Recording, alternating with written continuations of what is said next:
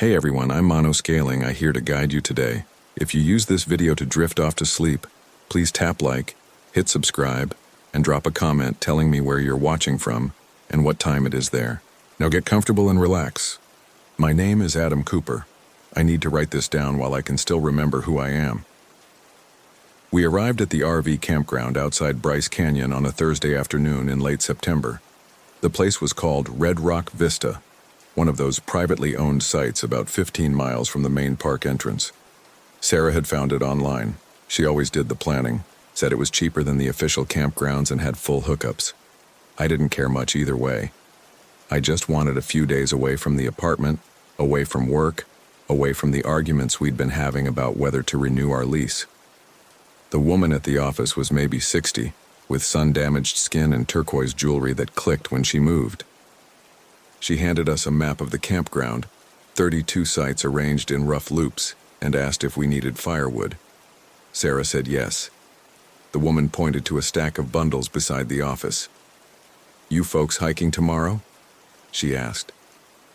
"Planning on it?" Sarah said. "Stay on the marked trails. Easy to get turned around out here." The woman smiled, but it didn't reach her eyes. Lots of rock formations look the same. Our site was number 23 on the outer loop. The only other occupied spots we passed were a massive RV with Michigan plates and a converted school bus with solar panels bolted to the roof. Most people had already left for the season. The nights were getting cold. I backed our rented RV into the space, a 20-footer, nothing fancy, and Sarah got out to guide me. She was wearing the hiking boots we'd bought 2 weeks ago, already breaking them in. Her blonde hair was pulled back in a ponytail. She looked happy, or at least less stressed than she'd been in months. "Perfect," she said, slapping the side of the RV. "Now hook us up and let's get dinner going." I connected the water and electric while Sarah set up inside. By the time I finished, she'd unpacked our food and was heating soup on the propane stove. We ate at the small table, watching the sun drop behind the canyon walls. The sky turned orange, then purple, then black. No moon. "It's quiet here," Sarah said. She was right. No highway noise, no neighbors, no sounds of civilization. Just wine moving through the canyon and the occasional creak of the RV settling. I'd lived in cities my whole life. The silence felt oppressive.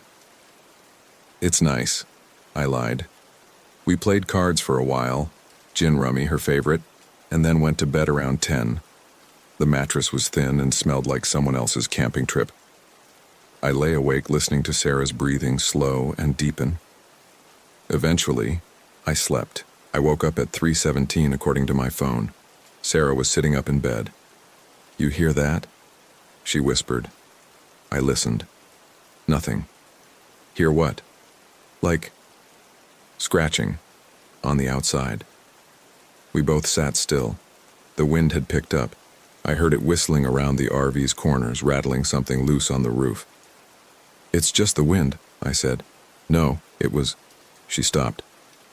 "Never mind. I'm being stupid." She lay back down, but I felt her body stay tense beside me. Neither of us slept well after that. In the morning, Sarah was up first. I found her outside with coffee, studying the campground map. "I want to do the rim trail," she said. "It's only 4 miles, but the woman at the office said the views are amazing." "Okay. You don't sound excited." "I'm excited. I wasn't, but I was trying. That's what this trip was supposed to be about. Trying." We packed water and granola bars and started walking around 9. The trailhead was marked with a wooden sign, about half a mile from our campsite. The path was well maintained at first, cutting through scrub brush and juniper trees. The air smelled like dust and sage. We'd been walking maybe 20 minutes when we saw them, a couple coming down the trail toward us. The man was tall, maybe mid-40s, wearing an expensive-looking jacket and hiking pants. The woman was younger, athletic build, with dark hair in a braid. They both smiled when they saw us. "Beautiful morning," the man said as they passed. "Gorgeous," Sarah agreed. "How's the trail ahead?" "Worth every step," the woman said. She had a slight accent I couldn't place. Enjoy. They kept walking. I glanced back once and saw them disappear around a bend. The trail got steeper. My legs burned and I fell behind Sarah, who'd gotten into a rhythm. She was always more athletic than me. I told myself I'd quit smoking for real this time after we got back. At the top, the canyon opened up before us. Red and orange rock formations stretched for miles, carved into impossible shapes by wind and time. Sarah stood at the edge of the cliff, taking photos with her phone. "Adam, come see this." I joined her. The drop was maybe 200 feet, straight down to more rock. No guardrails, just air and gravity. "It's beautiful," I said and meant it. We ate our granola bars and drank water. Sarah seemed lighter, happier. She talked about maybe moving somewhere like this, somewhere away from the city. I nodded along, not committing. On the way back, we took a slightly different route, a loop the map showed rejoining the main trail. The sun was higher now, hot on our necks. We'd been walking about an hour when Sarah stopped. "What's that?" She pointed off the trail, maybe 30 yards into the rocks. At first I didn't see it. Then I did. A splash of color against the red stone, blue fabric. "Someone probably dropped something," I said. But Sarah was already walking toward it. I followed, annoyed. We weren't supposed to leave the trail. As we got closer, I saw it was a jacket. The expensive-looking jacket the man from this morning had been wearing. Sarah picked it up. "This is weird. Maybe it got too hot and he took it off." But even as I said it, I knew that didn't make sense.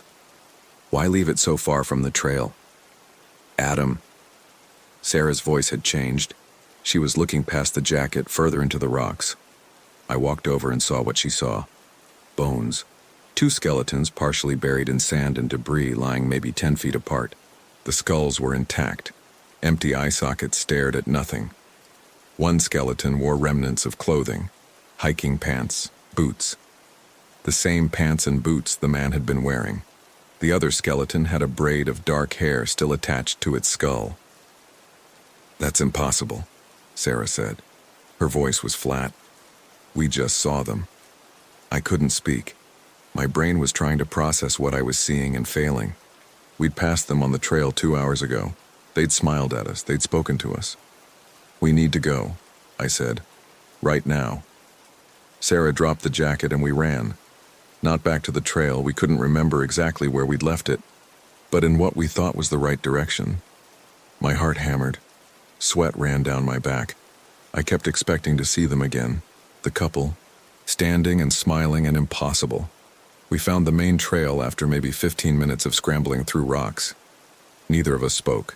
We just walked fast, then faster, until we were almost jogging. Back at the trailhead, Sarah bent over with her hands on her knees, gasping.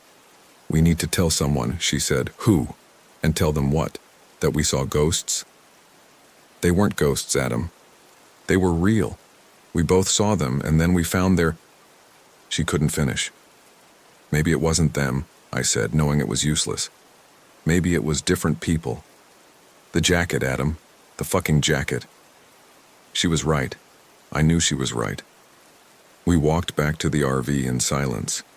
That evening, Sarah called the number on the campground map. I heard her trying to explain to someone, the woman from the office, I think, about what we'd found. She was told someone would look into it and to have a nice evening. "They didn't believe me," Sarah said after she hung up. "Or they didn't care. We could call the police." "And say what? We saw dead people walking?" I didn't have an answer for that. We didn't make dinner. Sarah sat at the table, staring at nothing. I tried to watch something on my phone but couldn't focus. Every time I closed my eyes, I saw those empty eye sockets. Around 8, Sarah spoke. "I need to go to the bathroom." The campground had a bathhouse about 100 yards from our site. Sarah grabbed a flashlight and her toiletry bag. I listened to her footsteps crunch on gravel, getting quieter. I waited. 10 minutes, 15, 20.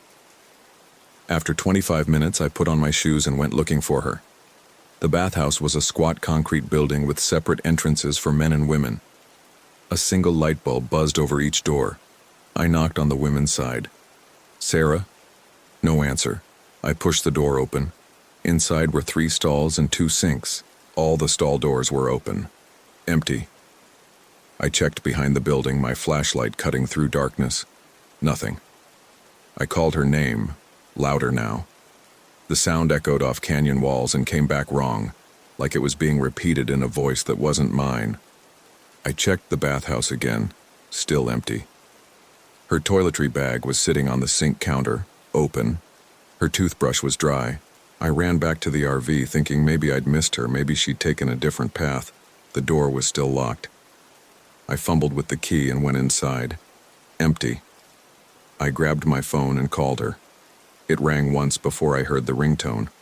Her phone was on the table where she'd left it. For the next 2 hours I searched. I walked every path in the campground, checked every empty campsite, called her name until my throat was raw. The couple in the Michigan RV came out at one point and asked if I was okay. I told them my girlfriend was missing. They said they'd keep an eye out but had seen nothing. At midnight I called the sheriff's office.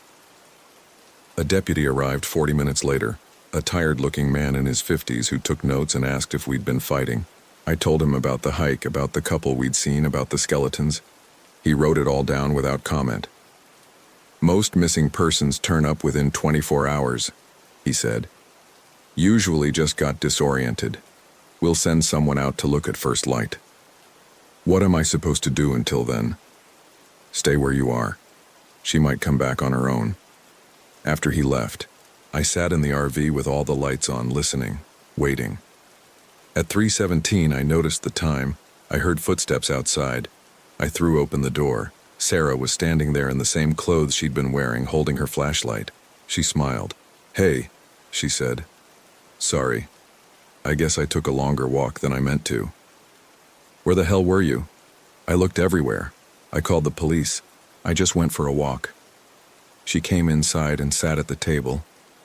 I needed to think. "Think? Sarah, you've been gone for 6 hours." "No, I haven't." She checked her watch, the one I'd given her for her birthday last year. "It's only 8:30. It's 3 in the morning." She looked at me like I was crazy. Then she looked at her watch again. The second hand was moving backward. "That's broken," I said. "It's fine," but her voice sounded uncertain. I walked to the bathhouse and then I guess I went a little further to look at the stars. They're beautiful tonight. I stared at her. There were no stars. The sky was overcast. "Sarah, what happened to you?" "Nothing happened. Stop being paranoid." She smiled again. The same smile. Exactly the same. Like it was frozen on her face. "You didn't take your phone." "I didn't need it." "You didn't take your toiletry bag either. It's still in the bathroom." She stood up. "I'm going to bed. We can talk in the morning when you're not being weird." She walked to the bedroom and closed the door.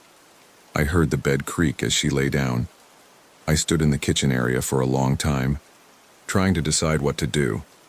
Eventually, I sat at the table. I didn't sleep. When morning came, real morning, with gray light filtering through the windows, I opened the bedroom door. Sarah was lying in bed, eyes open, staring at the ceiling. "Hey," I said softly. She turned her head. "Morning. You feeling okay?" "Fine. Why wouldn't I be?" "Last night I'm going to shower." She got up and grabbed clothes from her bag. "Then maybe we can do another hike. I saw some interesting rock formations last night." It was dark last night. I had a flashlight. She walked past me to the bathroom. I heard the water start. I went outside and knocked on the door of the Michigan RV. The woman who answered looked exhausted. "Is she back?" she asked. "Yeah, she came back around 3. "That's good." We were worried. My husband actually went looking around one, but he didn't see anyone. "Did you hear anything last night? After she came back?" The woman frowned. "We heard her come back, yeah. But then, I don't know. There were these sounds. Like singing almost, but not quite. My husband said I was dreaming, but I don't think I was. What kind of singing? I can't describe it. It didn't sound like a person exactly, more like harmonics, like multiple voices overlapping but only using vowels. She shook her head. God, that sounds insane. It doesn't, I said, and thanked her. Back in the RV, Sarah was out of the shower, getting dressed. She moved differently, more fluid, more graceful, like she was consciously thinking about each movement. Want to get breakfast? I asked. Not hungry. Let's just go hiking. Sarah, I really think we should talk about... There's nothing to talk about. She looked at me, and for just a second, I saw something behind her eyes. Something that wasn't Sarah. I went for a walk. I came back, that's all. You were gone for 6 hours. No, I wasn't. I tried a different approach. Tell me what you saw when you were walking. You said you saw rock formations. She smiled, that same frozen smile. I saw the trail, the one we hiked yesterday, but at night it's different. The rocks look alive, like they're breathing. Rocks don't breathe. These do. The way she said it, so matter-of-fact, made my skin crawl. I think we should leave, I said. Pack up. Go home. We just got here. Sarah, please, something's wrong. You know it, and I know it. She studied me for a long moment. You think something's wrong with me? I think something happened to you last night. I think we need to get you to a hospital. I feel fine. She walked to the door. I'm going for a walk. You can come or stay. I don't care. She left before I could stop her. I watched through the window as she walked down the gravel road, past the empty campsites toward the trail entrance. I waited 5 minutes, then followed. The morning was cold and fog hung in the canyon. I could barely see 30 feet ahead. Sarah's footprints were clear in the dusty trail. She'd taken the same route we'd hiked yesterday. I followed them, jogging to catch up. I found her at the spot where we'd left the trail to investigate the jacket. She was standing completely still, facing the rocks. Sarah? She didn't turn around. Do you hear them? I listened, nothing but wind and my own breathing. Hear what? They're calling. They want us to come down. Who's calling? The people in the rocks. She took a step forward. They've been waiting so long. I grabbed her arm. We're going back. Right now. She turned to face me, and this time there was no mistaking it. Something else was looking out through her eyes. Something ancient and patient and not even remotely human. Let go, it said with Sarah's mouth. I let go. They showed me things, she continued. Last night when I walked, they took me down into the dark places, the spaces between the rocks where time doesn't move right. They showed me what's underneath. The bones aren't the only things buried here, Adam. There are older things. Hungry things. You're not Sarah. I'm exactly Sarah. She reached out and touched my face. Her hand was ice cold. I'm just more now. Don't you want to be more? Don't you want to see what I've seen? I stumbled backward. Stay away from me. They're so lonely down there. They've been alone for thousands of years. They just want company. They just want... I ran. Behind me, I heard her laugh. Not Sarah's laugh. Something else wearing Sarah's voice like a costume. I didn't stop until I reached the RV. I went inside, locked the door, and sat with my back against it. My phone was at 20% battery. No service. There'd never been service out here. I thought about driving away, just starting the RV and leaving Sarah behind, but I couldn't make myself do it. An hour passed. Then 2. No sign of Sarah. I tried the deputy's number again. It went straight to voicemail. I left a rambling message about Sarah being sick, needing help, something being wrong with the canyon. I don't think I made much sense. Around noon, I heard voices outside. Multiple voices. I looked through the window. Sarah was standing about 10 yards from the RV, talking to someone I couldn't see. She was gesturing animated. Then she laughed, that wrong laugh. and 2 more people stepped into view. The couple from the trail, the man in the expensive jacket, the woman with the braid. They were walking and talking like nothing was strange, like they hadn't been dead for weeks or months or however long. Sarah said something and all 3 of them turned to look at the RV, looked directly at me. The man waved. I ducked below the window and crawled to the bedroom, my heart trying to punch through my ribs. I heard footsteps on the gravel getting closer, multiple sets of feet. Then quiet, a knock on the door. Adam, Sarah's voice, normal, concerned. Adam, honey, are you okay? There are some people here who want to meet you. They're very nice. They're going to help us. I didn't answer. Another knock. Adam, please. I know you're scared. I was scared too at first, but it's wonderful down there. You'll understand once you see it. The spaces between the rocks where the old ones sleep. They're not scary. They're beautiful. The door handle turned. Locked. Adam. The voice was getting colder, losing its pretense of humanity. Open the door. We're getting hungry and you're being rude. Silence. Then, fine. We'll wait. We're very patient. We've waited this long. I heard them walk away, but I didn't trust it. I stayed in the bedroom watching through the small window. I couldn't see them, but I knew they were out there. Hours passed. The sun moved across the sky. My phone died. I found our emergency battery pack and plugged the phone in, waiting for it to charge enough to turn on. At dusk, I heard singing. The woman from the Michigan RV was right. It wasn't quite singing. It was vowel sounds, overlapping, creating harmonics that shouldn't be possible with human voices. The sound made my teeth ache and my vision swim. It was coming from multiple directions, surrounding the RV. I looked out the window. I could see shapes moving in the growing darkness. Maybe 4 of them now. Maybe more. They were holding hands, walking in a circle around the RV, their mouths open, that impossible sound pouring out. One of them was Sarah. My phone finally powered on, still no service. I opened the voice memo app and started recording. My name is Adam Cooper. Today is September 26th. I'm at Red Rock Vista Campground outside Bryce Canyon. My girlfriend Sarah went missing last night and came back wrong. There are things in the canyon. Old things. They live in the spaces between the rocks. They took Sarah and they want me too. If someone finds this... The singing stopped. The sudden silence was worse than the sound. I heard footsteps on the RV's roof. Light footsteps.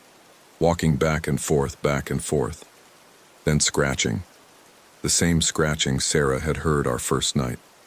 Fingernails on metal, working their way around the roof seams, testing for weak spots. The lights flickered.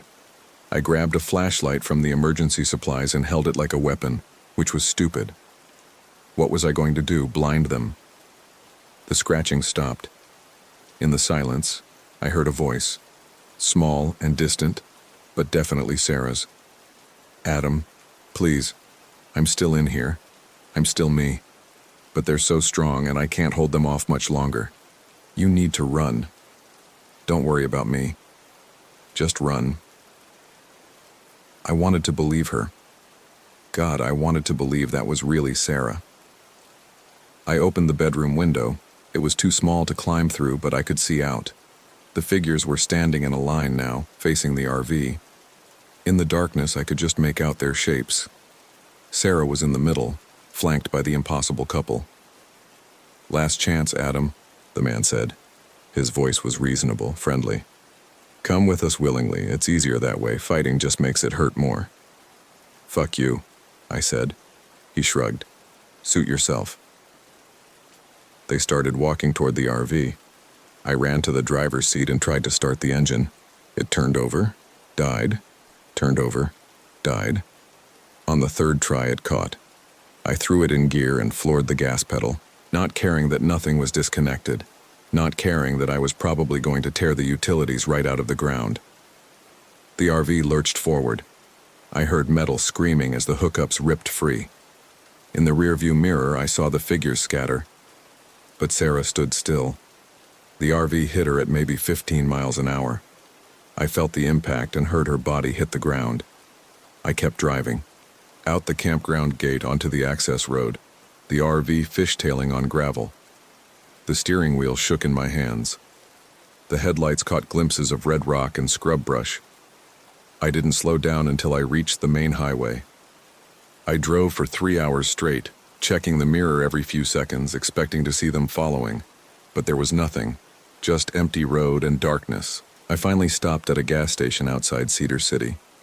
I sat in the parking lot with the engine running, trying to decide what to do. Call the police?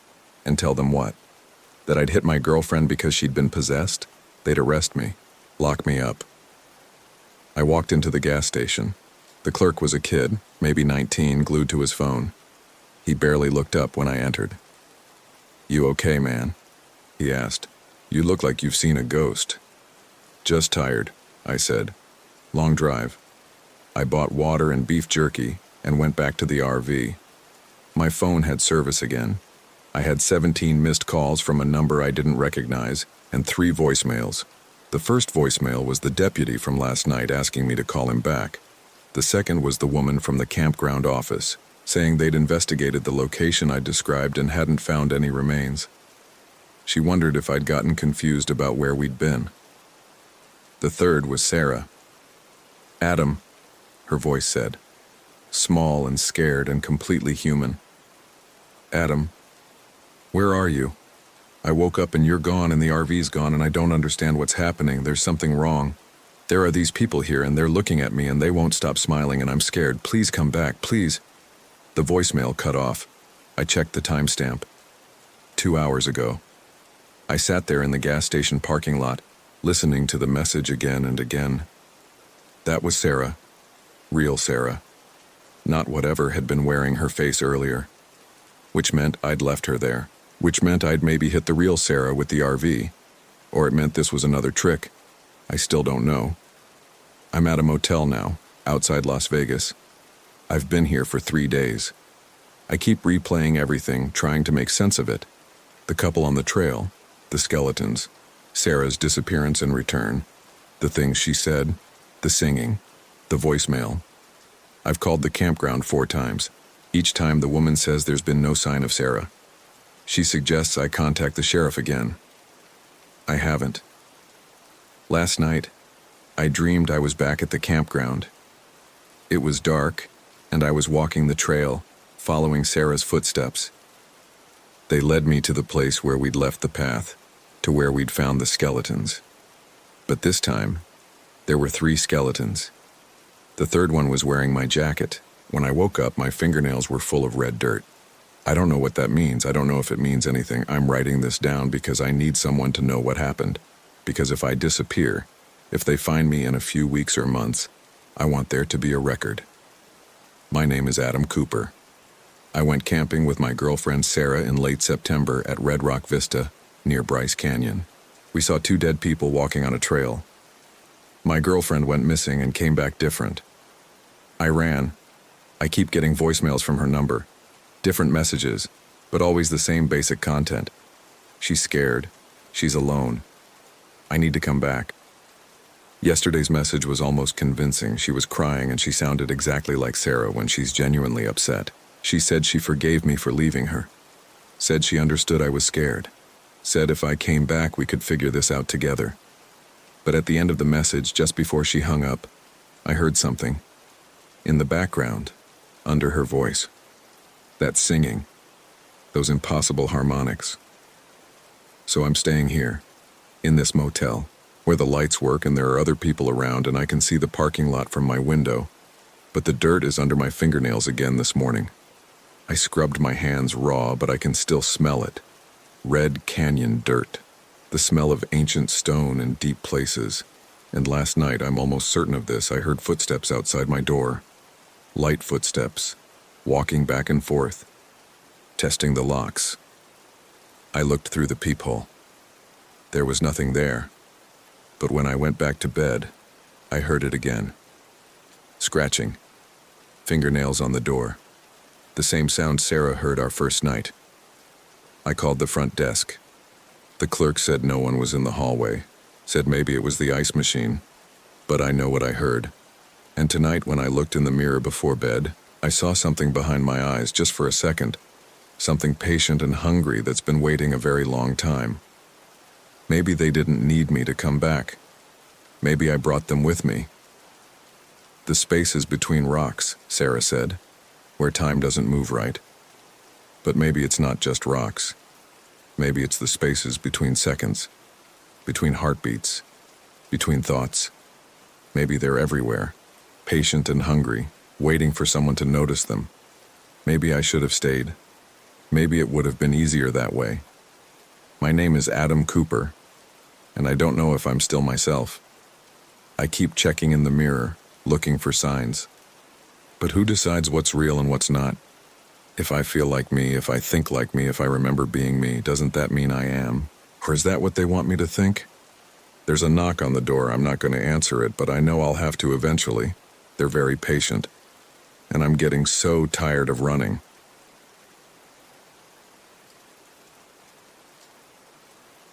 My name is Natalie Ross. The Raven said my name first on the third day, and then it told me what I'd done. I drove into Ocala National Forest on a Tuesday in late September, pulling my beat-up Subaru into the dispersed camping area off Forest Road 535. The campground host barely looked up from his phone when I paid for 3 nights. Just me and Sadie, my German Shepherd mix, trying to get away from Tampa for a while, trying to get away from a lot of things. The site was basic, a fire ring, a picnic table that leaned slightly to the left, and enough cleared space for my tent. Pine trees and scrub palmetto stretched in every direction, thick enough that I couldn't see the neighboring sites even though I knew they were occupied. I'd passed an RV and a couple of other tents on the way in.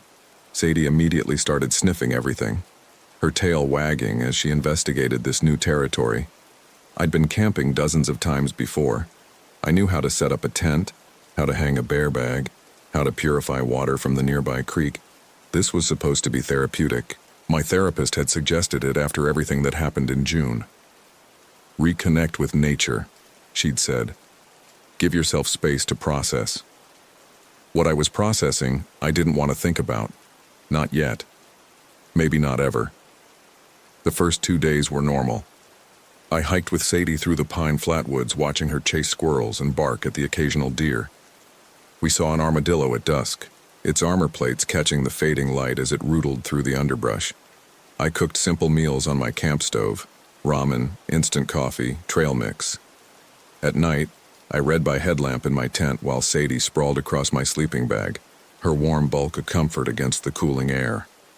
I didn't see the Raven until the 3rd morning. I was making coffee when Sadie's ears perked up. She stared at something in the trees behind our site, a low growl building in her chest. I followed her gaze and saw it perched on a branch about 15 feet up. A large raven, black feathers glossy in the early light. It was watching us. Watching me, specifically. Just a bird, I told Sadie, scratching behind her ears. But she kept growling, and the raven kept watching. When I took Sadie for her morning walk, the raven followed. I noticed it flitting from tree to tree about 20 yards behind us, always maintaining the same distance. Ravens were smart birds, I knew that. Maybe this one had learned that campers meant potential food. I made a mental note not to leave anything out. We walked for about an hour, following a trail that wound through a stand of longleaf pines. The forest was quiet except for the occasional bird call and the rustle of palm fronds in the breeze. Sadie seemed more relaxed once we were moving, though she kept glancing back over her shoulder. When we returned to camp, the raven was perched on my picnic table. It didn't fly away when we approached, just sat there, head cocked, watching me with one dark eye. Sadie barked and lunged forward, but I held her leash tight. "Go on, get out of here," I said, waving my arms. The raven hopped once, twice, but didn't take flight. It opened its beak and made a soft croaking sound, almost conversational. Then it flew off into the trees. I tried to shake off the uneasiness. Birds were curious, ravens especially. There was nothing strange about it, except Sadie wouldn't go near the picnic table for the rest of the day. That afternoon, I decided to drive into the nearby town of Ocklawaha to get more supplies. I'd gone through my coffee faster than expected, and I wanted fresh vegetables if I was going to stay the full 3 days. Sadie loved car rides, so she hopped into the passenger seat with her usual enthusiasm. The drive should have taken about 30 minutes. I'd mapped it on my phone before I'd left Tampa, and the campground host had confirmed the route when I'd asked. But 15 minutes down Forest Road 535, my phone's GPS started glitching. The blue dot representing my car kept jumping around the screen, placing me in different locations, sometimes a mile behind where I actually was, sometimes off the road entirely.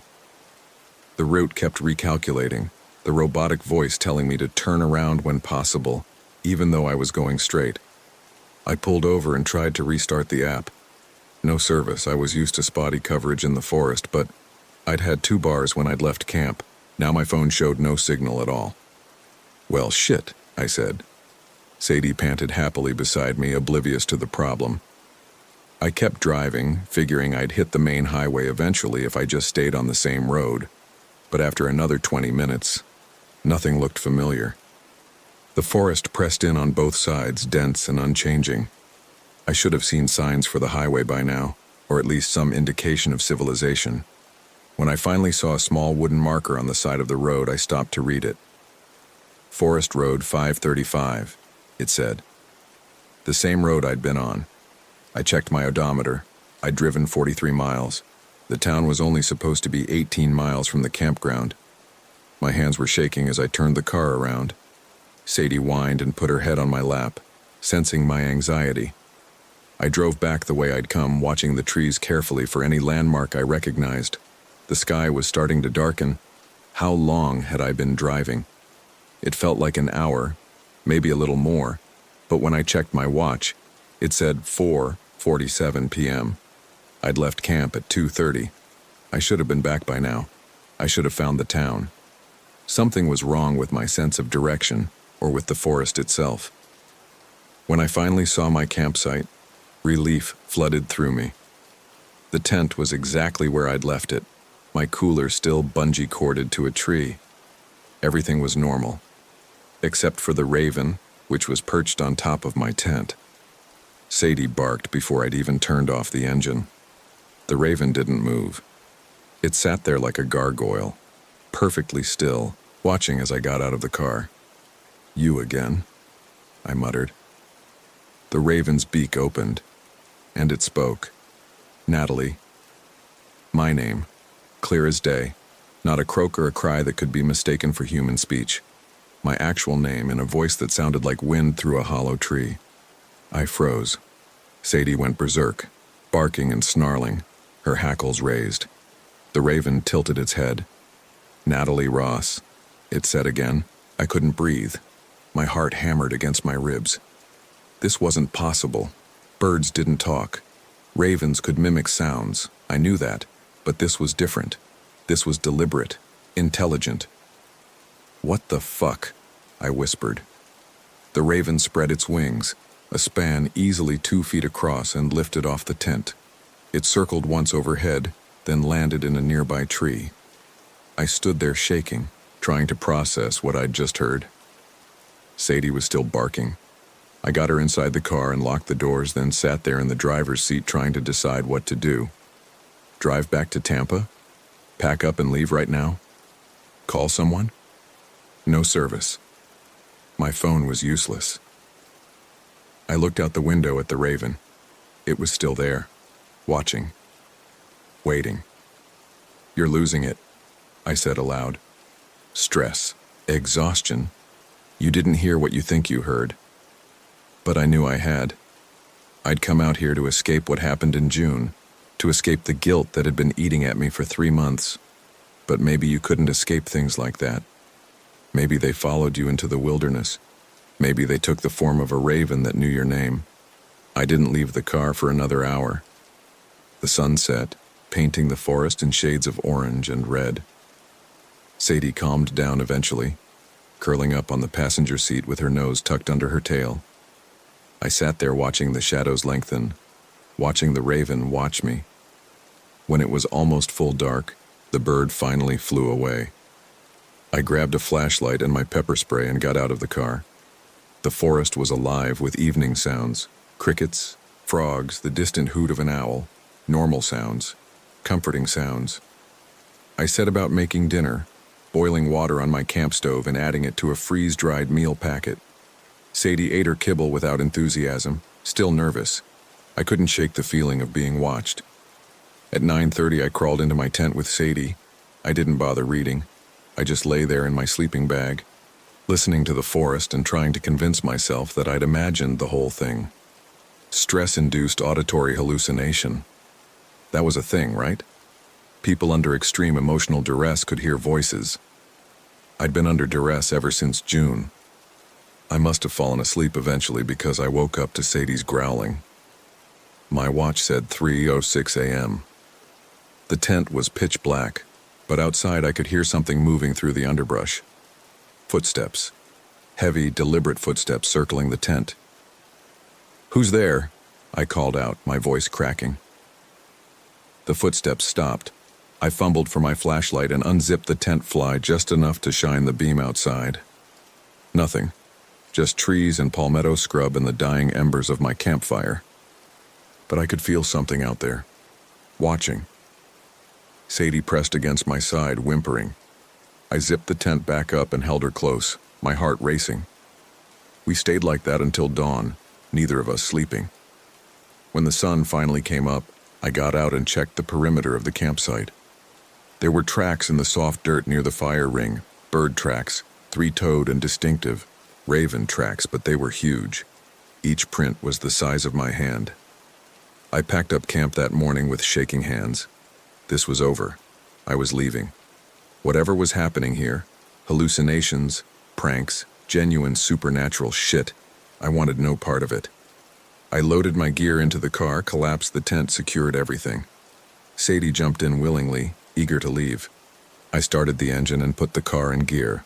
The Raven was perched on a branch directly in front of me, blocking the narrow dirt road that led out of the campsite. I honked the horn. It didn't move. I revved the engine. Nothing. "Move!" I screamed. The Raven opened its beak. "You can't leave yet, Natalie. Not until you remember what you did." My hands locked on the steering wheel. The voice was clearer now, more human. It sounded almost familiar.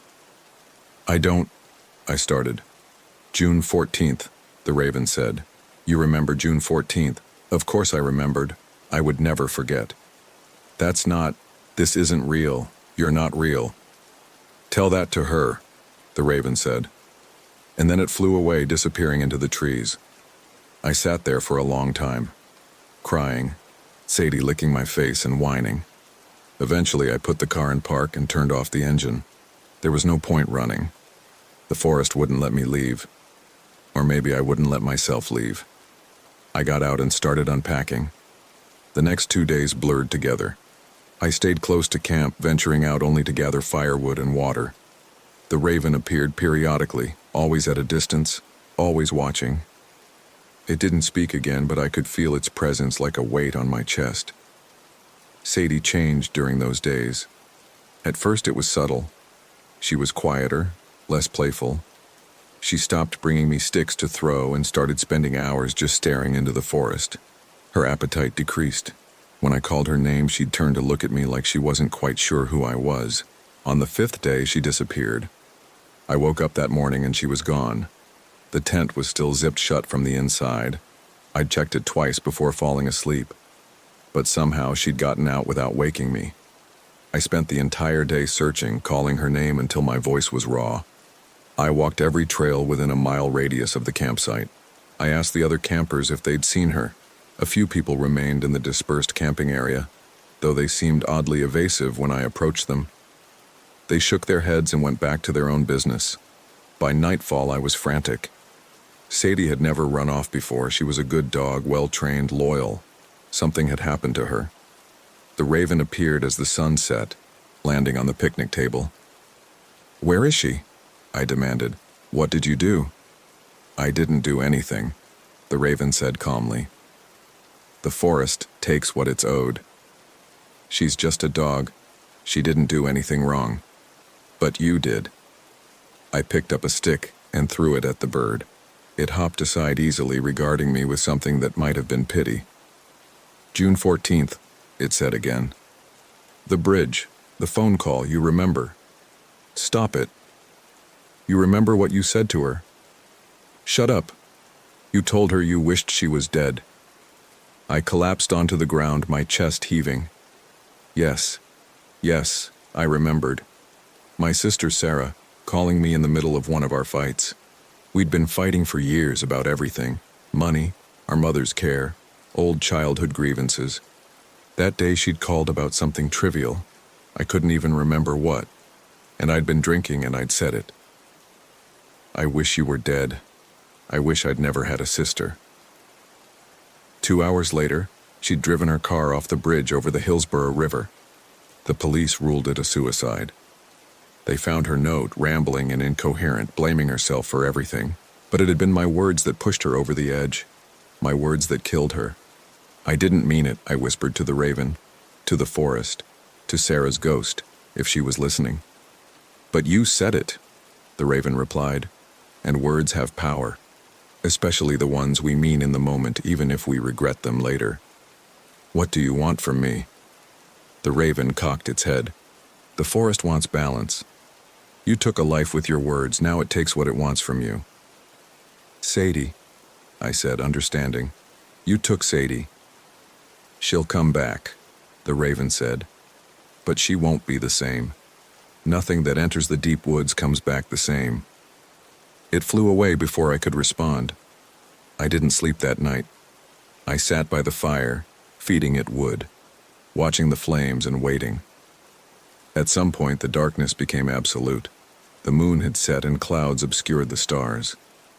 The only light came from my fire and the weak beam of my flashlight. At 3:06 a.m. exactly, I'd been checking my watch obsessively. I heard movement in the trees. Sadie walked into the firelight. But it wasn't Sadie. Not really. She looked like my dog. Same brown and black coat, same white blaze on her chest, same collar with the name tag. But the way she moved was wrong. Too smooth, too deliberate. Dogs bounded and loped. This thing walked like it was imitating the memory of walking. And her eyes. In the firelight, they reflected back nothing. Just empty black voids. Sadie? I said. She sat down across from me, on the other side of the fire. She didn't pant or wag her tail or show any sign of recognition. She just stared at me with those empty eyes. You're not my dog, I said. The thing that looked like Sadie tilted its head, a gesture I'd seen 1,000 times before, but now it looked wrong, mocking. Does it matter? It spoke with the raven's voice. She's back. Isn't that what you wanted? I started crying. I couldn't help it. This was a nightmare, some kind of punishment designed specifically for me. Take my dog, give her back wrong, make me live with the consequences of wanting things I shouldn't have. I'm sorry, I said. I'm sorry for what I said to Sarah. I'm sorry I wasn't a better sister. I'm sorry for everything. Apologies don't resurrect the dead, the Sadie thing said. But they're a start. We sat there in silence for a long time. The fire burned low. The forest pressed in from all sides, watching, judging. When dawn finally came, the thing that looked like Sadie got up and walked into my tent. I heard it circling once, twice, then settling down on my sleeping bag. The raven appeared in the tree above me. You can leave now, it said. The debt is paid. What about her? I gestured to the tent. What about Sadie? She goes with you. She's yours now, changed, but yours. I can't take that thing home. It's not my dog. The raven spread its wings. You don't have a choice, Natalie. This is the price. You carry your guilt, and you carry what the forest has given you in exchange. Maybe in time you'll learn to see her as she is. Maybe you won't. Either way, she's yours. Will she hurt me? She'll protect you, the raven said, from everything except yourself. And then it flew away, disappearing into the dawn sky. I never saw it again. I packed up camp slowly, methodically. The thing that looked like Sadie watched from the tent entrance, those empty eyes following my every movement. When I opened the car door, it jumped in without hesitation and curled up on the passenger seat exactly the way Sadie always had. I drove out of Ocala National Forest without looking back. My GPS worked perfectly. The route was clear. 45 minutes later, I was on I-75 heading toward Tampa. The thing beside me didn't move the entire drive. That was 2 months ago. I still have her. Have they like? She sleeps on my bed at night, walks with me in the morning, eats the food I put down. To anyone else, she looks and acts like a normal dog. But I know better. I see the way she watches me when she thinks I'm not looking. I hear her moving through the house at 3:06 a.m. every night, pacing the hallways with that too smooth gait. Sometimes I catch her sitting in front of mirrors, staring at her own reflection with those empty eyes. Sometimes I hear her whispering, actual words in a voice that sounds like my sister's. My therapist says I'm making progress. She says the camping trip helped me process my grief over Sarah's death. She says getting Sadie back was a blessing, proof that things can work out despite our fears. I don't correct her. How could I explain what happened in that forest? How could I explain that I brought something back with me, something that wears my dog's skin and watches me with ancient, knowing eyes? Last week, the thing that looks like Sadie brought me something.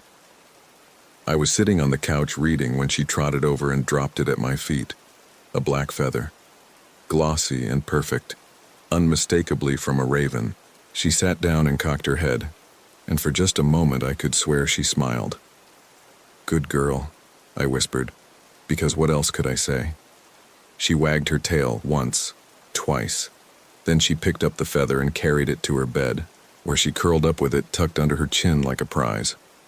I think about going back to Ocala National Forest sometimes. I think about finding that campsite again and demanding answers. What did the forest take from Sadie?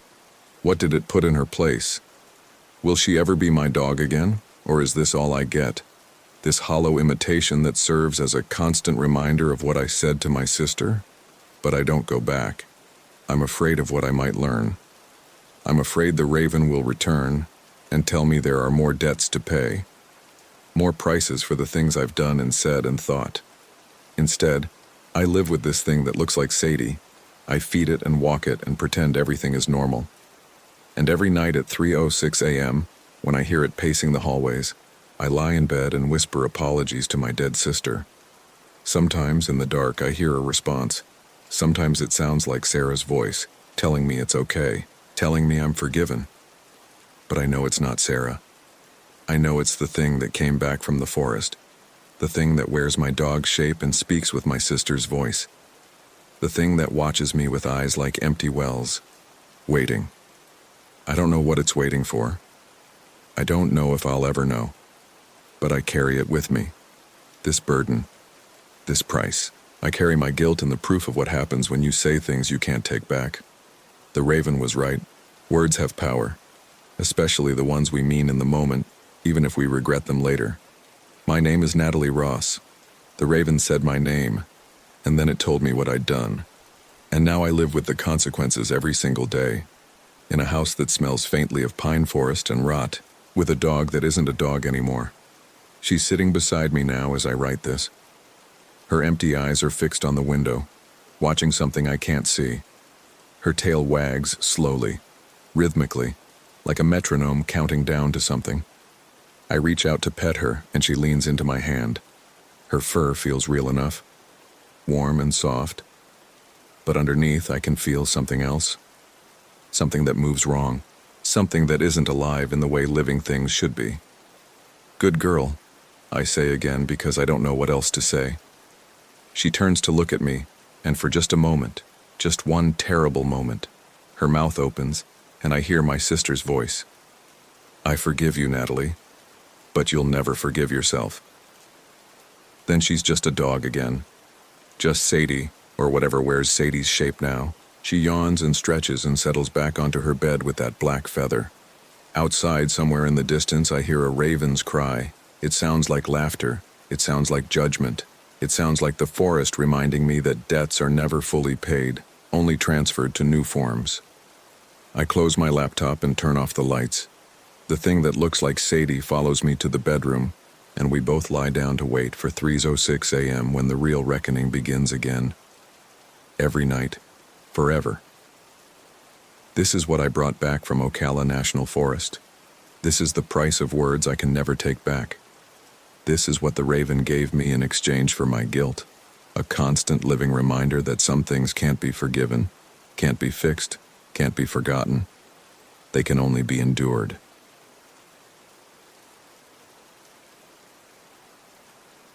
My name is Nathan Hill.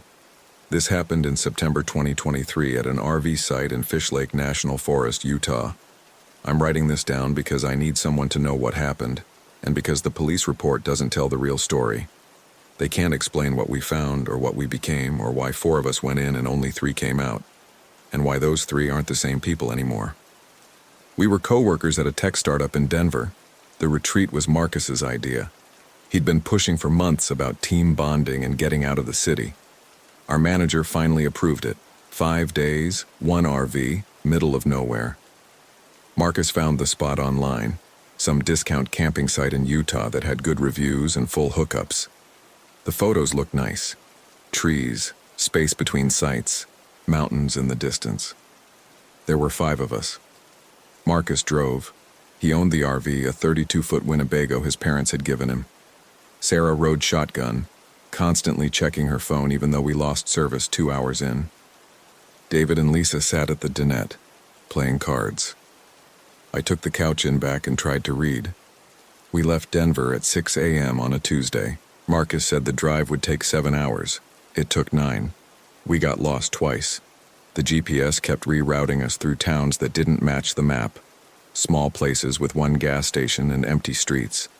Sarah said her phone GPS showed different routes than the RV's navigation system. We argued about which one to follow. Eventually, we just kept driving west. The forest appeared gradually. First scattered pines, then thicker coverage, then we were surrounded. The road narrowed.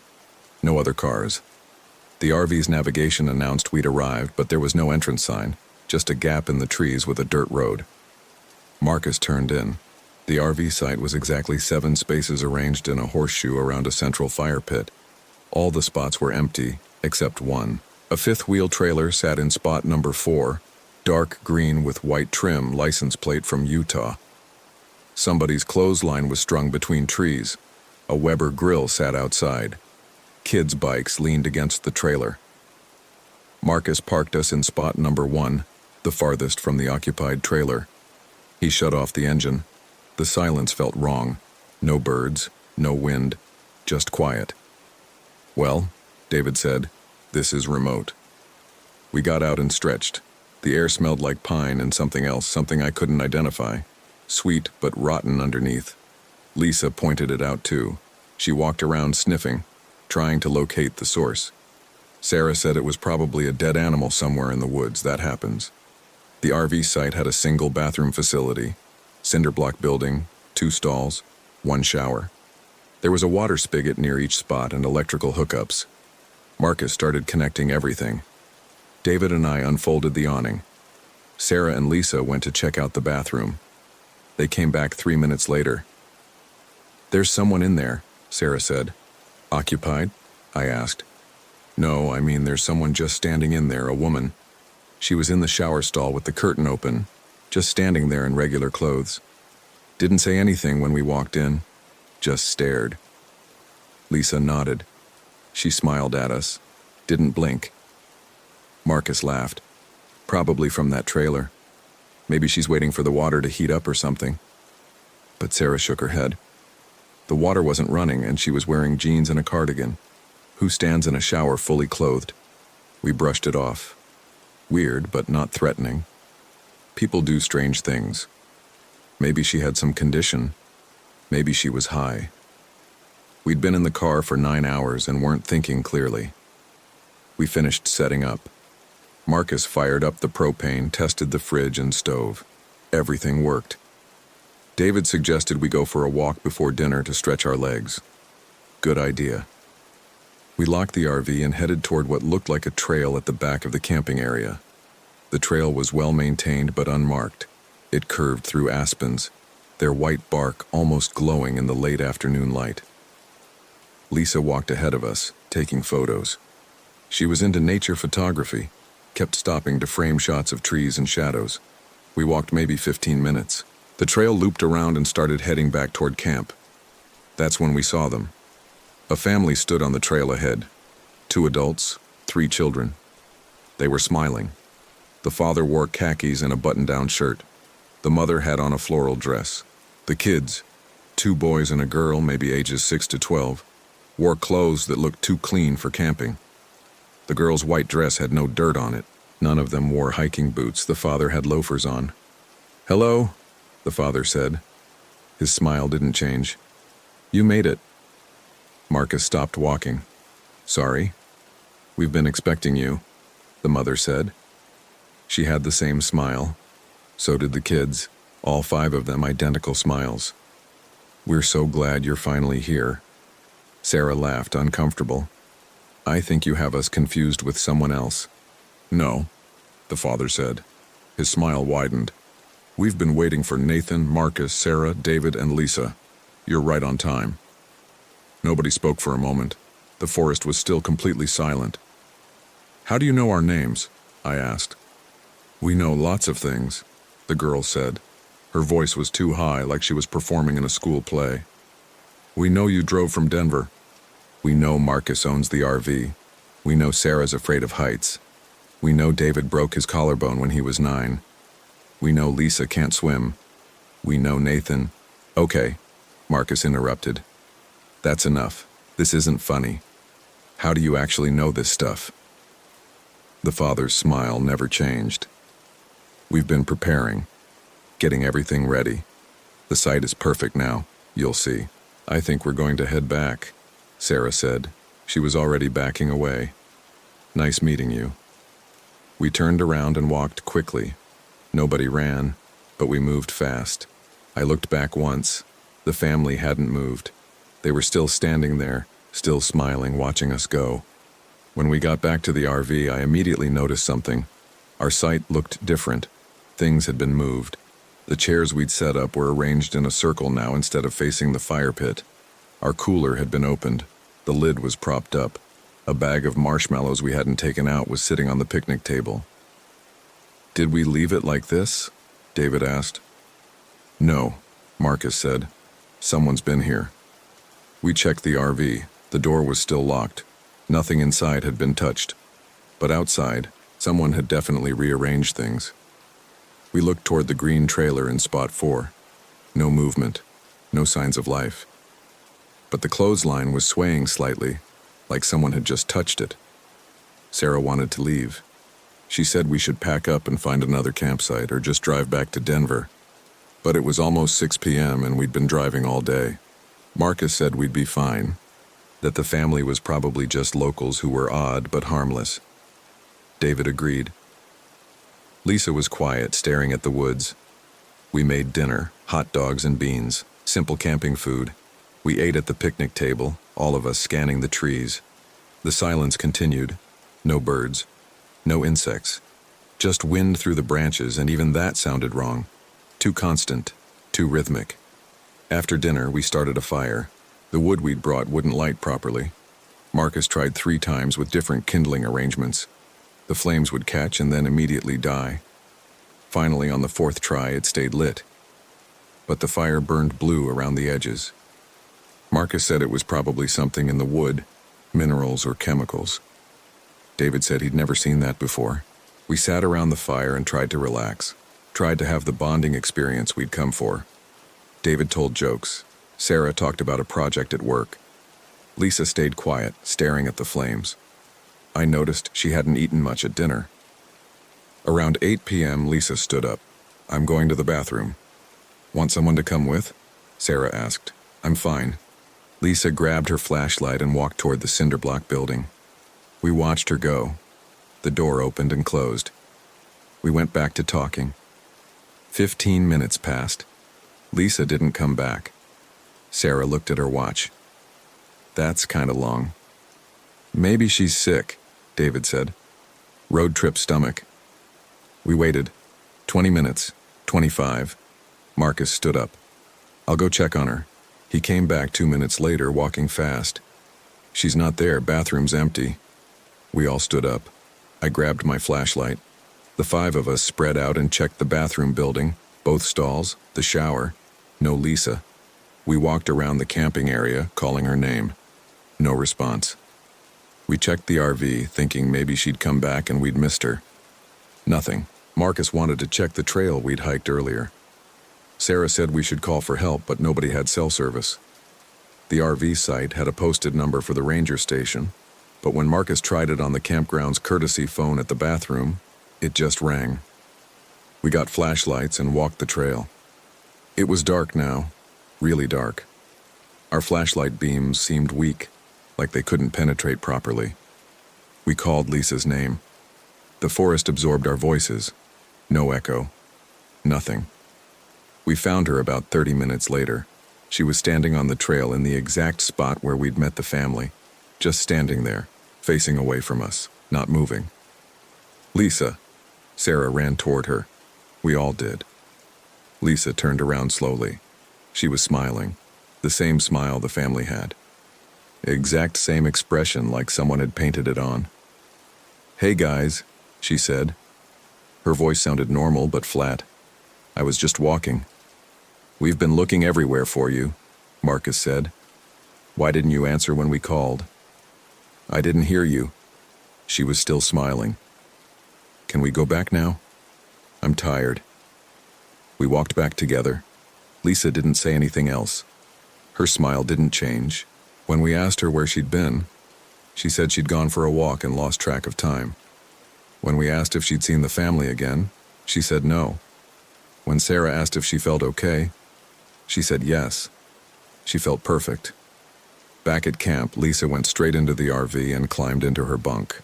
She didn't change clothes or brush her teeth, just got in bed, pulled the blanket up, and closed her eyes, still smiling. The rest of us stayed outside, talking in low voices. Something was wrong. We all felt it. Sarah wanted to leave immediately, drive out in the dark. Marcus said the road was too dangerous at night, unmarked and narrow. We'd wait until morning, pack up early and go. Everyone agreed. We took turns keeping watch. 2 people awake at any time. Marcus and I took first shift, midnight to 2 a.m. David and Sarah would take 2 to 4. We'd wake Lisa for the last shift, 4 to 6. Then we'd leave. Nothing happened during my shift. Marcus and I sat by the fire, which had stayed lit but kept burning blue, and watched the RV and the tree line. We saw nothing, heard nothing. When 2 a.m. came, we woke David and Sarah, and I went to bed. I didn't sleep well.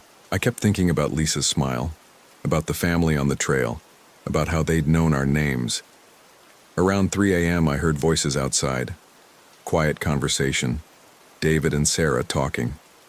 I couldn't make out words, but the tone sounded calm. Normal. I drifted off. When I woke up, it was light out. I checked my phone, 8:30 a.m. I'd overslept. So had everyone else. Nobody had woken Lisa for the last watch. Marcus was still asleep in the bunk above me. I could hear Sarah snoring in the bedroom at the front of the RV. I got up and looked outside. David was sitting at the picnic table. He was smiling. Same smile as Lisa. He saw me looking and waved. I opened the RV door. "David, you okay?" "I'm perfect." His voice had the same flat quality Lisa's had. "Come have breakfast." "Where's Sarah?" "She went for a walk." "By herself?" "She wanted to explore." He gestured at the table. Someone had made breakfast. Eggs, bacon, toast, all arranged neatly on paper plates. 5 plates, 5 sets of plastic utensils. "Did you make this?" I asked. They did. He pointed toward the green trailer. "The family. They brought it over, said we needed to keep our strength up." I felt my stomach drop. "We're not eating that." "Why not? It's good. I already had mine." He smiled wider. "You should try it." I went back into the RV and woke Marcus, explained what was outside. He got up quickly, looked through the window, swore. We woke Lisa, who smiled at us and said good morning in that same flat voice. "Where's Sarah?" Marcus demanded. Walking, Lisa said. She went to explore. We searched. Sarah wasn't in the bathroom building, wasn't on the trail. We called her name for 20 minutes. When we came back to camp, she was sitting at the picnic table with David and Lisa, all three of them smiling, all three eating the breakfast. "Sarah," I said carefully, "where were you?" "Just walking." She smiled at me. "I'm fine. Have some breakfast." Marcus and I refused. We stayed in the RV while the three of them ate outside. Through the window, we watched them. They ate slowly, methodically. When they finished, they stacked the plates neatly and sat with their hands folded, waiting. "We need to leave now," Marcus said. He went to start the RV. The engine turned over but wouldn't catch. He tried again. Nothing. He checked the battery, full charge. Gas tank, 3/4 full. He tried again. The engine made a grinding noise but wouldn't start. I went outside to help. David, Sarah, and Lisa were still sitting at the table, still smiling, watching us. I tried to ignore them. Marcus got under the hood. We checked connections, looked at belts and hoses. Everything seemed fine, but the RV wouldn't start. "We'll have to walk out," Marcus said quietly. "Get to a road and flag someone down." "What about them?" I looked at our 3 co-workers. "We take them with us. They're coming whether they want to or not." We packed light bags with water and snacks. Told David, Sarah, and Lisa we were hiking out to get help with the RV. They stood up without argument and followed us. We started walking the dirt road we'd driven in on. We made it maybe 200 yards before we were back at the camping area. The same horseshoe of sites. Our RV in spot 1, the green trailer in spot 4. We'd walked in a straight line, no turns, but somehow we'd looped back. Marcus swore. "That's not possible." We tried again, same result. Walked straight, ended up back at camp. Third time, same thing. Fourth time, we tried going through the woods instead of following the road. Dense trees, no trail, just pushing through underbrush. We used a compass Marcus had in his bag. Walked due east for 30 minutes. Came out at the camping area again. Sarah, David, and Lisa waited at the picnic table each time we returned. Smiling. Patient. "What is this?" I asked them. "What's happening?" "We're home now," Lisa said. "All of us. Together." "This isn't our home," Marcus said. "It is now," David said. "The family prepared it. They've been waiting so long." I looked at the green trailer. The curtains were drawn. No movement inside, but I knew they were in there, watching, waiting. Marcus and I tried the RV again. Still wouldn't start. We checked our phones. Still no service. We tried the ranger station phone. Still just ringing, no answer. We were trapped. That afternoon, the family came out of their trailer. All 5 of them, still wearing the same clothes, still smiling. They walked toward us slowly. Marcus and I backed toward the RV. David, Sarah, and Lisa stood up from the picnic table and joined the family, forming a line. 8 people now. 8 identical smiles. "We're so happy you're here," the father said. "We've been waiting since the beginning. Since before the beginning, really. We knew you'd come." "What do you want?" Marcus asked. "Want?" The mother laughed. "We don't want anything. We're giving you something.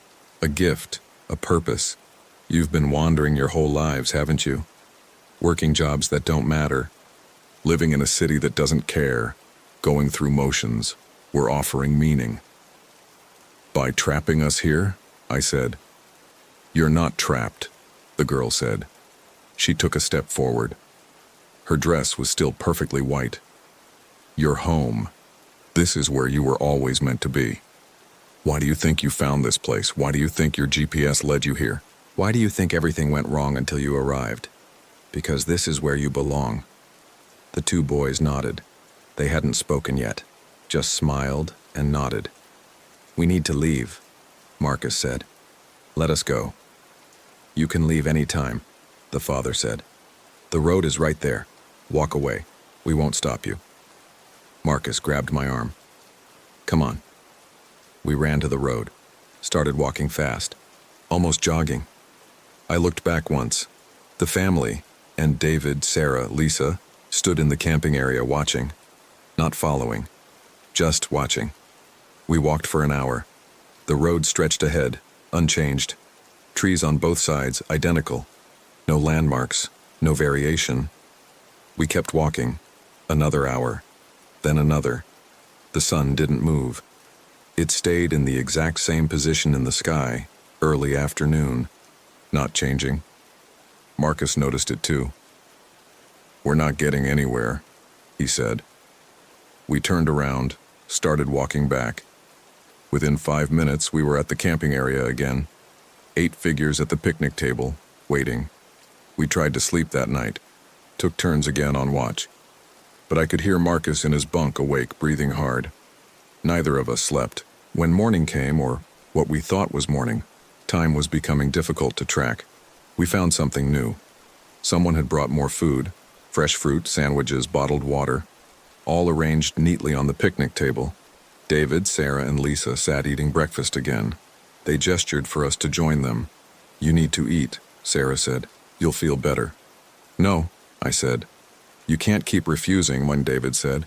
"It's been 2 days, you need food." Had it been 2 days, I didn't know anymore. Time felt wrong. My phone's clock kept resetting. Sometimes it showed 2:00 p.m., then 7:00 a.m., then 10:00 p.m., then back to 2:00 p.m. The sequence made no sense. Marcus and I rationed the snacks we'd packed, granola bars and trail mix. We didn't touch the food on the table. The 3 of them kept eating, kept smiling, kept telling us how good it tasted. That afternoon, or what felt like afternoon, the children came to visit. The 2 boys and the girl walked over while their parents watched from the trailer. The kids sat at our fire pit and stared at us. We were inside the RV with the door locked, looking out the window. They didn't knock, didn't speak, just sat and stared with those smiles. After an hour, they left, walked back to their trailer and went inside. "This has to end," Marcus said. "We have to do something." "Like what?" "I don't know, but we can't just wait here. We can't let them." He gestured at David, Sarah, and Lisa, who were now sitting on the ground near the green trailer, talking quietly with the parents. "We can't let that happen to us." We decided to try one more escape attempt, this time at night. We'd wait until everyone was asleep, then we'd just start walking. Pick a direction through the forest, not the road. Use the stars for navigation. Keep moving until we found something. We waited until we thought it was midnight. Hard to tell. The sky looked wrong. Too bright for midnight, but Marcus said we should try. We slipped out of the RV quietly and moved toward the forest edge. Behind us, 8 figures stood up. They'd been sitting there in the dark, waiting. All of them. The family and our co-workers. They didn't follow us, just watched. We ran into the trees, crashed through underbrush, branches hitting our faces. I lost my flashlight. Marcus kept his, the beam bouncing wildly. We ran for 20 minutes, 30 until we were exhausted and had to stop. When we stopped, we realized we could hear water. A stream or river.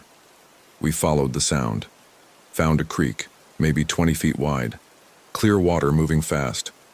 We hadn't seen this on the hike in. New terrain. Maybe we'd actually gotten somewhere. We followed the creek downstream. The banks got steeper. The water got louder. We came to a waterfall, maybe 15 feet high, pouring into a pool below. Beautiful. Normal. Real. Marcus laughed. Okay. We found something. This is progress. We climbed down to the pool, filled our water bottles. I splashed water on my face. It felt good, cold and clean and real. For a moment, I thought maybe we'd actually escaped. Then I saw them. On the other side of the pool, all 8 figures stood. The family and our 3 co-workers. They'd somehow gotten ahead of us. All of them smiling. The mother waved. "You can't leave," she called over the sound of the waterfall. "But you can keep trying. It's fun watching you try." Marcus threw a rock at them. It fell short, splashing in the pool. They didn't react. We climbed back up and ran in a different direction. Ran until we couldn't run anymore. Ended up at the camping area again. Always the camping area. No matter which way we went, no matter how far, we ended up back at those 7 spots arranged in a horseshoe around the fire pit. The RV was in the same place. The green trailer was in the same place. Everything exactly as we'd left it. David, Sarah, and Lisa were sleeping in the RV. We could see them through the window, peaceful in their bunks. Marcus and I sat outside. We didn't talk. What was there to say? As the sun came up, or as the sky lightened, I wasn't sure there was really a sun anymore. The father came out of the trailer, just him. He walked over and sat at the picnic table across from us. "You're tired," he said. "You've been fighting so hard, but you don't need to fight. This is good, this is peaceful. Your friends understand now, they've accepted it. They're happy." "What did you do to them?" I asked. "Gave them purpose, gave them peace, gave them a home. They were lost before, just like you. Working jobs that ground them down, living lives that didn't matter. Now they matter. Now they're part of something eternal." "This isn't real," Marcus said. "Whatever this is, it's not real. It's not possible." "Reality is flexible here," and the father said. "This place exists between spaces, between what is and what could be. We've been here for a very long time, waiting for the right people, people who were ready to stop wandering." "Why us?" I asked. "You chose us. When you looked at that website, when you made the reservation, when you drove here, every choice brought you closer. We didn't force you. We just prepared the space and waited. You came because part of you wanted to. Part of you was tired of the other world, the loud world, the busy world, the meaningless world." "No," I said. "That's not true." "Isn't it?" He smiled. "Nathan, tell me, what were you doing with your life? Where were you going? Did you have plans? Real plans? Or were you just existing, waiting for something to change? We're that change." I didn't answer. Couldn't answer. He stood up. "Think about it. Your friends already have. When you're ready, come to the trailer. We'll be waiting. We're always waiting." He walked back to the green trailer and went inside. Marcus and I sat in silence. The sun was fully up now, if it was the sun. The sky looked wrong, too flat, like a painted backdrop. The trees around the camping area didn't move, even though I could hear wind. The whole place felt artificial, staged. "We're going to die here," Marcus said quietly. "No," I said, though I didn't believe it. "They're going to wait until we're too weak to resist. Then they'll do to us whatever they did to the others. We'll end up like them, smiling and empty." I couldn't argue. He was probably right. We rationed our last granola bars. We were desperately thirsty. The water in the RV's tank wouldn't run. The pump made clicking sounds, but nothing came out.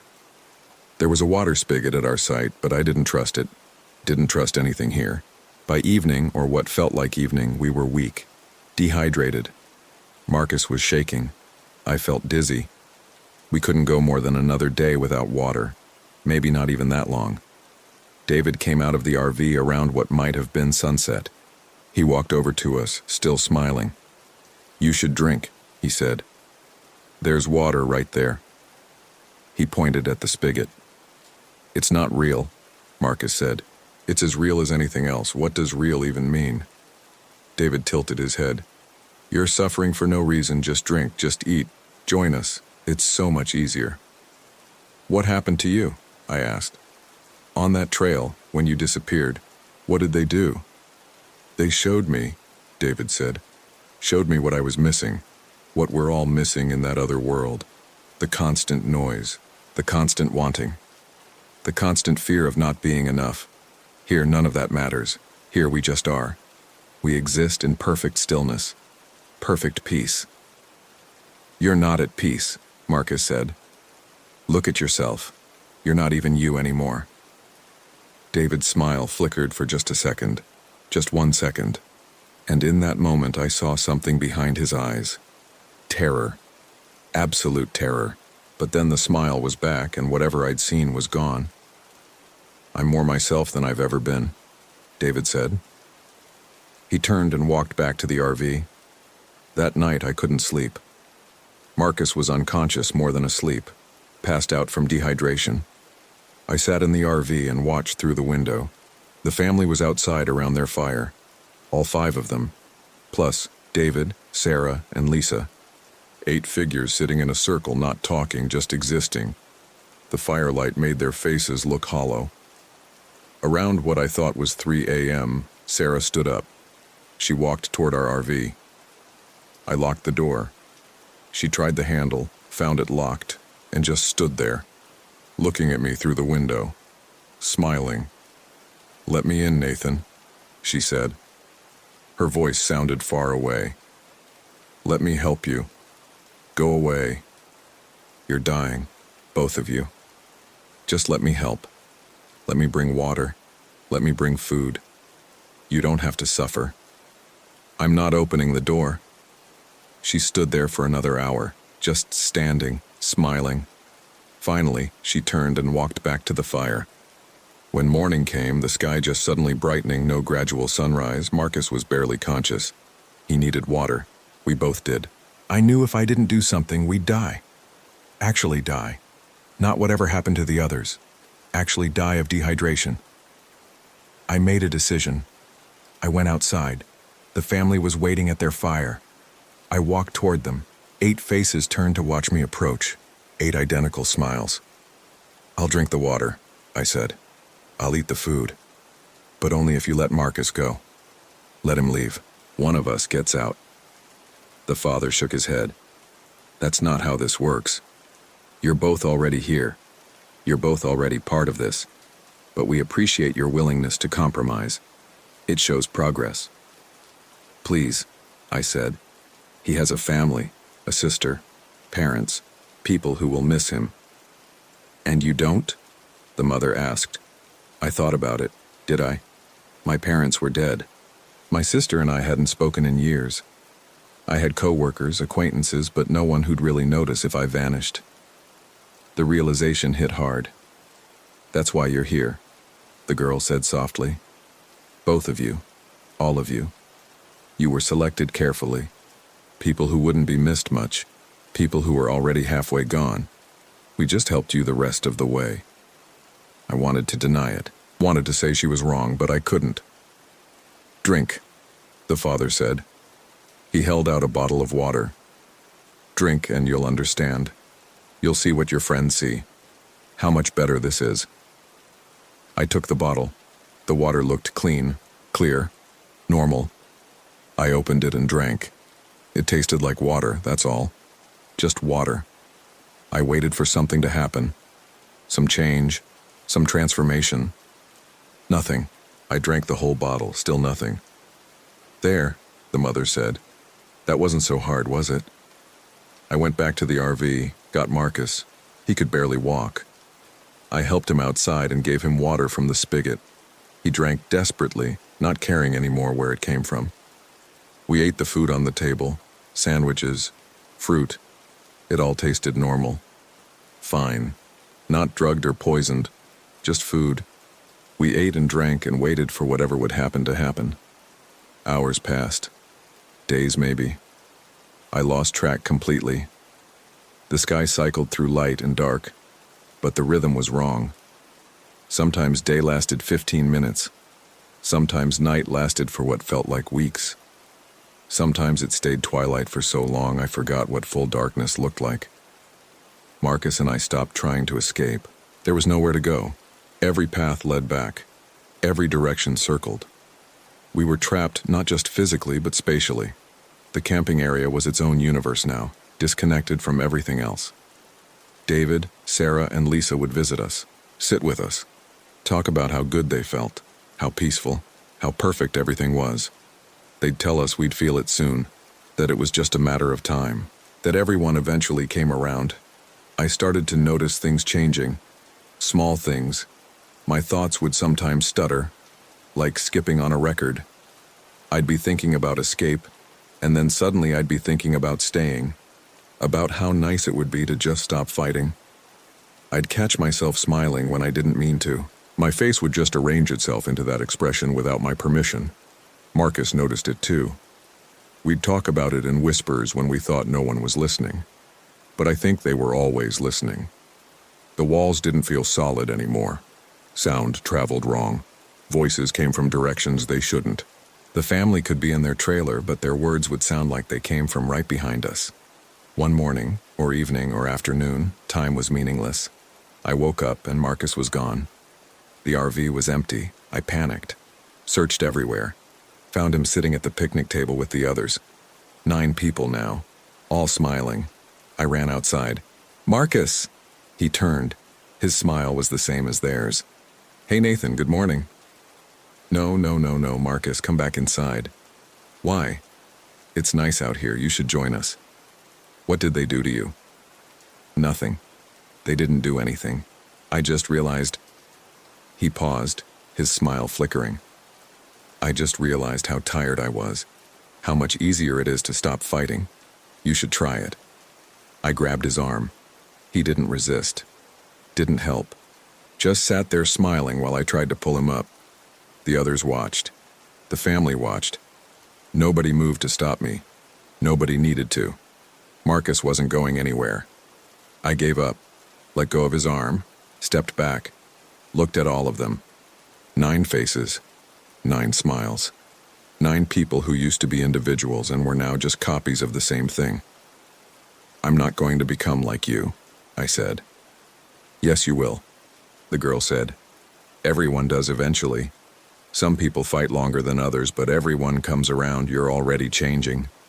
Haven't you noticed?" I had. God help me, I had. The smiling I couldn't control. The thoughts that weren't mine. The strange peace that would wash over me at random moments, making me forget why I was scared.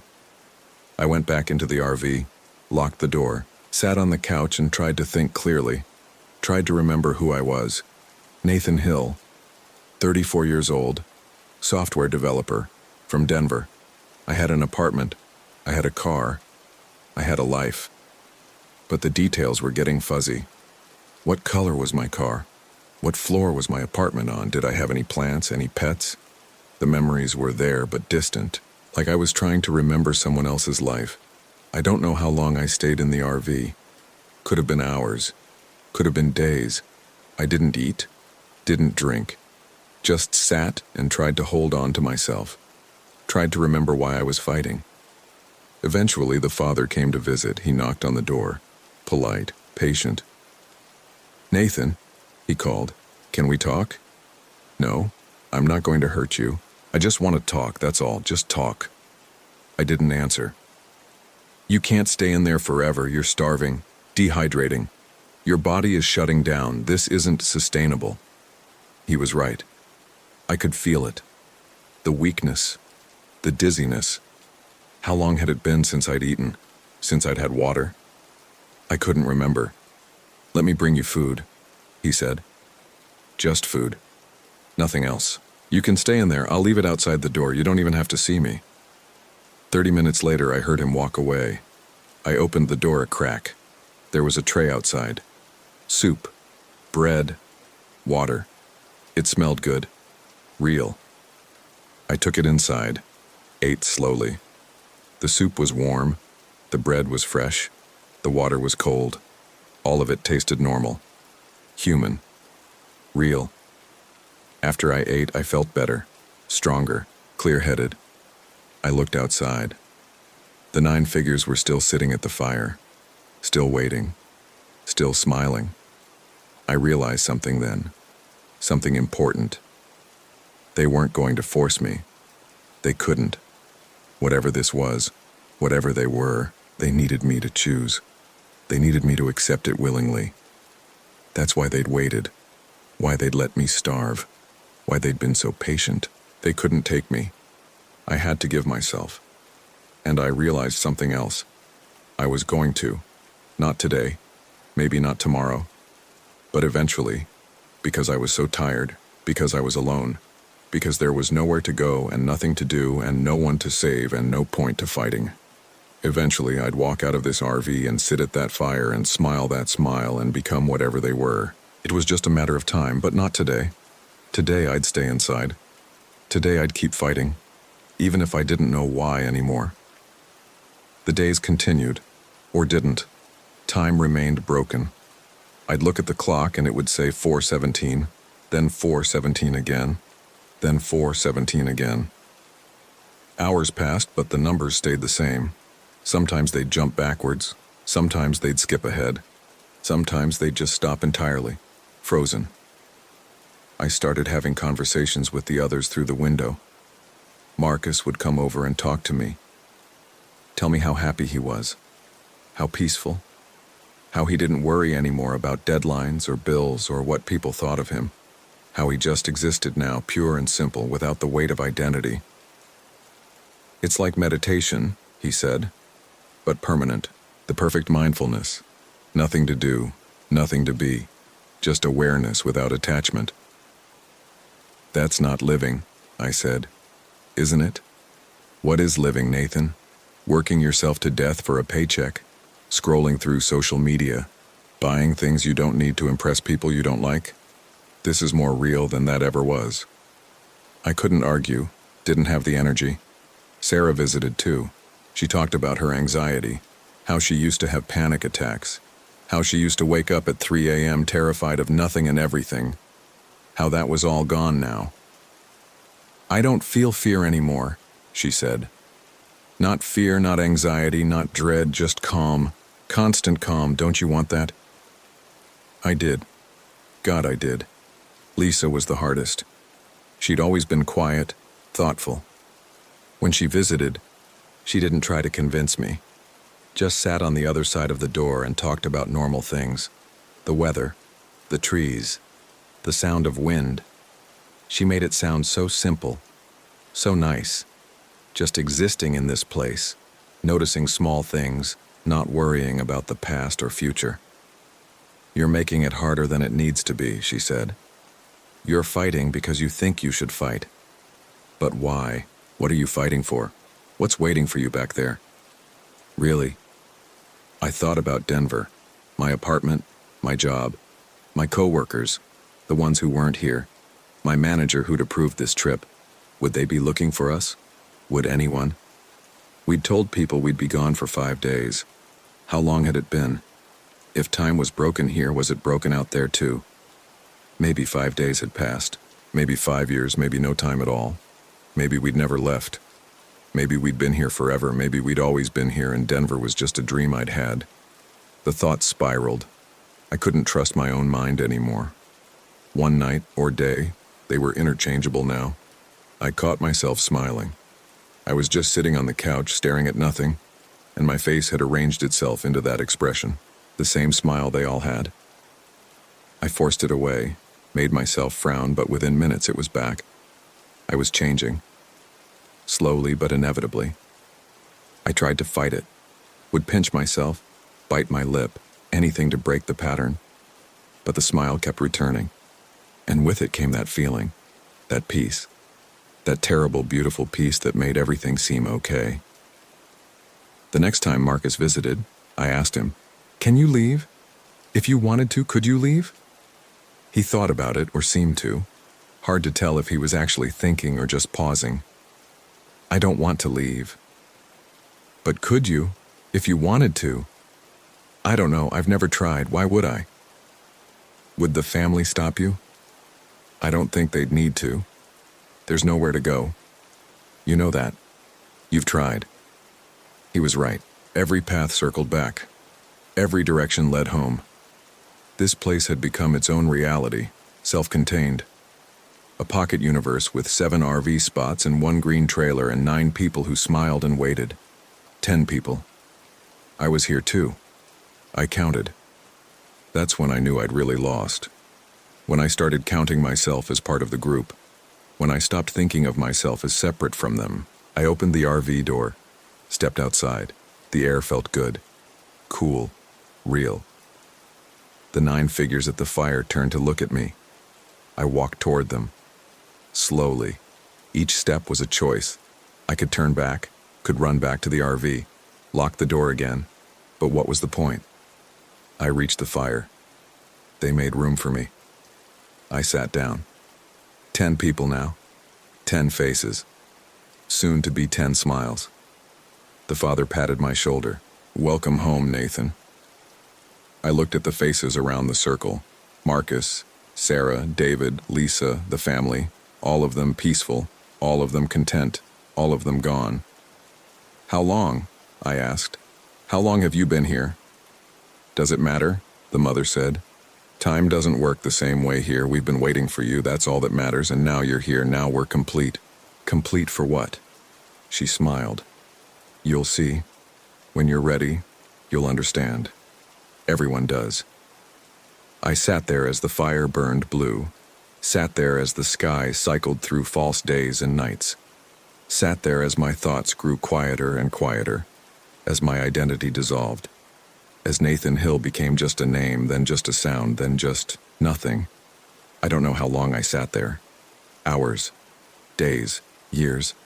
Eventually I stopped wondering, stopped questioning. The peace came, just like they said it would. That terrible, beautiful peace. And I smiled. They found the RV 3 weeks later, local rangers doing a routine check of the camping area. All 5 of us were there, alive, unhurt, sitting around a cold fire pit. The rangers asked us what happened. We said we'd just been camping, enjoying nature, relaxing. They asked why we'd stayed so long past our reservation. We said we'd lost track of time. They asked about the green trailer in Spot 4.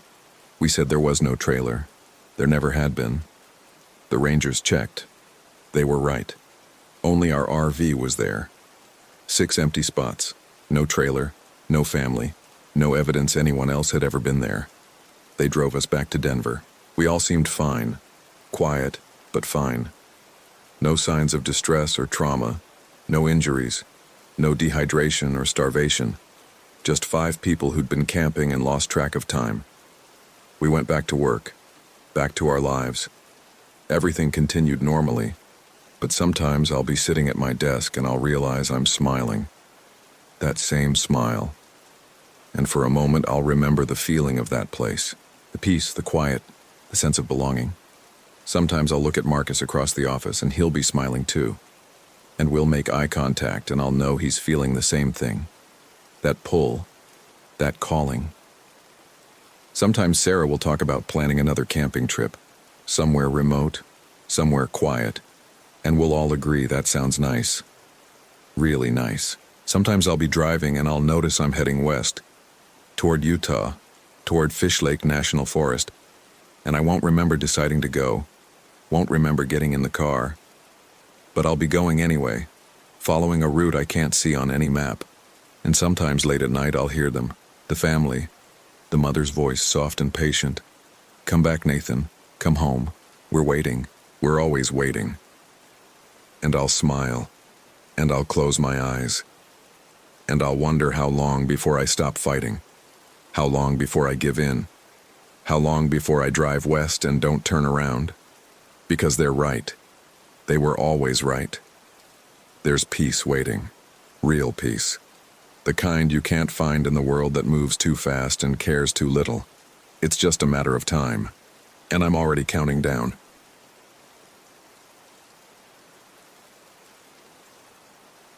My name is Ava Johnson. At night, our shadows moved without us, mocking our every gesture. I need to write this down while I still remember it the right way, before the memories get confused or I start doubting what I actually saw. That's the thing nobody tells you about experiencing something like this. Your brain tries to fix it afterward, tries to make it make sense. But some things don't make sense, and forcing them to just makes it worse. This happened 3 weeks ago at Big Cypress in Florida. My boyfriend Marcus and I rented an RV for a long weekend. Neither of us had done the RV thing before, but Marcus got laid off from his job at the accounting firm in Tampa, and I'd been working doubles at the hospital for 6 months straight. We needed to get away, and the RV seemed like an adventure. Something different. We picked up the rental on a Thursday afternoon. It was a 26-foot Class C, bigger than I expected, harder to drive than Marcus expected. He scraped the side mirror on the rental lot exit and didn't speak for the first 20 minutes of the drive. That was Marcus, though. He got quiet when he was embarrassed. The drive down to Big Cypress took about 4 hours. We arrived at the campground around 7:30, just as the sun was starting to sink. The place was called Gator Hook RV Park, which should have been our first warning, but we laughed about it. Marcus did his terrible Steve Irwin impression. Things felt normal. The park wasn't crowded. Off-season, the woman at the check-in office said, just 12 of the 40 sites were occupied. She was somewhere in her 60s, deeply tanned, with reading glasses on a beaded chain. She gave us a map with our site circled in red marker, Lot 34 on the eastern edge of the property, backing up to the tree line. You'll want to keep your food locked up, she said. We've got panthers out here. And gators, obviously. She smiled like this was a selling point. Marcus drove us to the site. The RV park was basically a dirt lot with electrical hookups and a bathhouse in the center. Our spot was exactly where she'd marked it, a clearing with a concrete pad for the RV, a picnic table, and a fire ring. Beyond the clearing, the cypress trees crowded together, their roots disappearing into standing water. Everything was very flat and very green. The air felt heavy, like breathing through a wet towel. We spent an hour figuring out how to level the RV and connect the utilities. Marcus had watched YouTube videos, but the reality was more complicated. The water hookup leaked. The electrical connection sparked once and made us both jump. By the time we got everything working, it was dark. That first night was fine. We made sandwiches for dinner and drank the 6-pack of local beer we'd picked up at a gas station. We sat at the picnic table and used our phones as flashlights because we hadn't thought to bring a real one. The campground was quiet. We could hear a generator running somewhere, and occasionally voices from the other occupied sites, but they were distant. Marcus seemed more relaxed than he'd been in months. The layoff had been hard on him. He'd worked at that firm for 7 years, thought he was on track for partner. Instead, they'd cut the entire audit division. He'd been sending out resumes for weeks with no callbacks. I could get used to this, he said, looking out at the trees. Just living out here. Fuck the 9 to 5. I didn't point out that we were 4 hours from home and 3 days into a vacation. That's not who I wanted to be. We stayed up until almost midnight, then went inside. The RV had a queen bed in the back and a table that converted to another bed in the front. We took the queen. The mattress was thin and smelled like cleaning chemicals, but we were both tired enough not to care. I woke up once during the night. Not sure what time it was. I'd left my phone charging in the front. The RV was dark except for the small LED light over the stove that we'd left on as a nightlight. Marcus was asleep next to me, breathing heavily. He'd always been a loud sleeper. I got up to use the tiny bathroom. The RV's toilet was right next to the bed, separated by an accordion door that didn't quite close all the way. As I sat there, I could see through the bedroom doorway to the front of the RV. Through the windshield, I could see our picnic table and the fire ring, lit by the LED floodlight attached to the RV's exterior. There was a shadow on the ground next to the picnic table. It took me a moment to understand what I was looking at. The shadow was long and distorted, the way shadows get at night under artificial light. It looked vaguely human-shaped. I figured someone was walking past our site, heading to the bathhouse or something. But the shadow didn't move. I sat there for maybe 30 seconds watching it. The shadow just stayed there, perfectly still. Then I realized there was nothing casting it. The floodlight was on, but I couldn't see anyone standing where someone would need to stand to cast that shadow. I stood up and moved closer to the windshield. The shadow was still there, long and thin, with what looked like arms and legs, but empty air above it. Then it moved. Just a small movement like someone shifting their weight. The shadow's arm lifted slightly, then lowered. I want to be clear about what I saw. This wasn't a trick of the light or a branch swaying. Shadows don't move on their own. That's not how physics works. But I watched this shadow gesture, that's the only word for it, without anything there to cast it. My heart was hammering. I backed away from the window and sat on the edge of the bed. Marcus was still asleep. I considered waking him up, but what would I say? I saw a weird shadow. He'd look out the window and see nothing because by then whatever it was would probably be gone, and I'd seem crazy. I lay back down and pulled the covers up to my chin. I didn't sleep for a long time. I kept listening for sounds outside, footsteps, voices, anything. But there was just the hum of the RV's ventilation and Marcus's breathing. When I finally fell asleep, I dreamed about my dad. He died when I was 19, heart attack in his sleep. In the dream, he was standing in our old kitchen, but his shadow on the floor was doing something different than he was. He was standing still, but his shadow was gesticulating wildly, arms waving. I kept trying to tell him to look down, but he couldn't hear me. I woke up to Marcus making coffee. Sunlight was streaming through the windows. The dream faded quickly, the way dreams do, but that anxious feeling stayed with me. "Sleep okay?" Marcus asked. He was wearing shorts and a t-shirt, looking more relaxed than I'd seen him in weeks. "Yeah," I said. "Weird dreams." "RV dreams," he said. "It's the camping experience." I got up and looked out the window. In daylight, everything looked normal. The picnic table, the fire ring, the trees beyond. No mysterious shadows. I felt stupid for being spooked. We spent the morning exploring the area. There was a hiking trail that started at the campground and wound through the cypress swamp. The trail was a wooden boardwalk that sat about 2 feet above the water. Every so often we'd see a gator sliding off the banks into the murky water. Marcus took about 100 photos. We passed a few other hikers. An older couple with binoculars, very into bird watching. A guy by himself, maybe in his 40s, who nodded at us but didn't speak. Everyone seemed normal. Everything seemed fine. Around noon, we headed back to the RV for lunch. As we approached our site, I noticed something that made me stop walking. Our shadows on the dirt path looked wrong.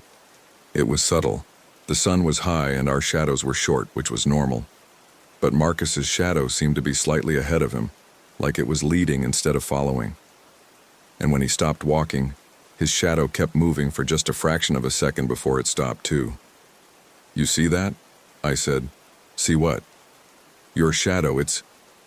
But when I looked again, it was fine, perfectly normal, attached to his feet the way shadows are supposed to be. "Nothing," I said. "Never mind." Marcus gave me a look but didn't push it. We ate sandwiches at the picnic table. The day was hot and muggy. Sweat ran down my back. We decided to spend the afternoon in the RV with the air conditioning on, reading and napping. I couldn't focus on my book. I kept watching Marcus as he dozed on the converted couch bed in the front. His shadow on the RV wall seemed fine, completely normal. I told myself I was being paranoid. Stress from work, the unfamiliar environment, my brain creating problems that weren't there. Marcus woke up around 4 and suggested we drive into the nearest town for dinner. We'd passed through a small place called Copeland on the way in, basically just a gas station and a BBQ restaurant at a crossroads. It sounded better than another sandwich. We took the rental car we'd been towing behind the RV. The restaurant was called Sonny's and looked like it had been there since the 70s. The interior was dark and cool, with vinyl booths and wood paneling on the walls. We were the only customers. The waitress was a woman in her 30s with bleached hair and a name tag that said Crystal. She brought us menus and sweet tea without asking. "Y'all staying at Gator Hook?" she asked. "How'd you know?" Marcus said. "That's where most folks out here stay. Plus, you've got that touristy look." She said it kindly. "You want to watch yourselves out there at night. This time of year, we get weird shit." "Weird how?" I asked. She shrugged. "Just weird. Animals acting strange, people seeing things. It's the Everglades, you know. This whole area is built on limestone and water. Things get swampy and you start seeing stuff that ain't quite right." Marcus ordered ribs. I got pulled pork. Crystal brought our food quickly and left us alone. We ate and didn't talk about what she'd said. I think we both felt like talking about it would give it weight. We got back to the campground around 7. The sun was lower now, shadows stretching longer. As we parked next to the RV, I noticed that the shadows of the cypress trees seemed to be pointing in slightly different directions, like they couldn't agree on where the sun was. "Marcus," I said quietly. "I see it," he said. So I wasn't crazy. That was something. We sat in the car for a minute, looking at the shadows. They weren't moving exactly, but they seemed wrong, inconsistent, like someone had edited a photo poorly and the shadows didn't match the light source. Probably just the weird light out here, Marcus said. All this water and reflection. Yeah, I said, but I didn't believe it, and I don't think he did either. We spent the evening inside the RV. Marcus tried to start a fire in the fire ring, but the wood we'd bought at the camp store wouldn't catch. He used half a bottle of lighter fluid and all of our matches. The wood would flame up for a minute, then die out. After the fourth try, he gave up. "Fuck it," he said. "We'll try again tomorrow." We watched a movie on Marcus's laptop, something stupid and loud that neither of us really paid attention to. I kept glancing out the windows. It was full dark now, and the floodlight cast harsh shadows on the ground. I couldn't tell if they looked wrong or if I was just expecting them to. Around 10, Marcus went to brush his teeth. I heard the water running in the tiny bathroom, heard him spitting into the sink. When he came back out, he was looking at his phone. "No service, he said. "Had it earlier, but it's gone now." I checked mine. Same thing. No bars. "Probably just the towers out here," Marcus said. "It's remote." He was trying to sound casual, but I could hear the tension in his voice. We were both feeling it now, that prickling awareness that something was off. We went to bed around 11. Marcus fell asleep quickly. He always did. I lay there listening to the sounds of the campground. The generator had shut off. No voices, just the chirping of frogs and insects. Then I heard footsteps. They were soft, crunching on the dirt outside, walking past the RV from front to back. Slow, deliberate steps. I held my breath and listened. The footsteps stopped somewhere behind the RV. Then nothing. I waited for 5 minutes, maybe longer. No more sounds. I almost convinced myself I'd imagined it. Then I heard them again, walking the other direction. Front to back, same slow pace. This happened 3 more times over the next hour, always the same pattern. Someone, or something, walking past the RV. I never heard them walk away. They'd reach the back of the RV and just stop, then start again from the front a few minutes later. I should have woken Marcus up. That would have been the reasonable thing to do. But part of me didn't want to know what would happen if he looked outside and saw nothing. Or worse, if he saw something. Eventually, the footsteps stopped.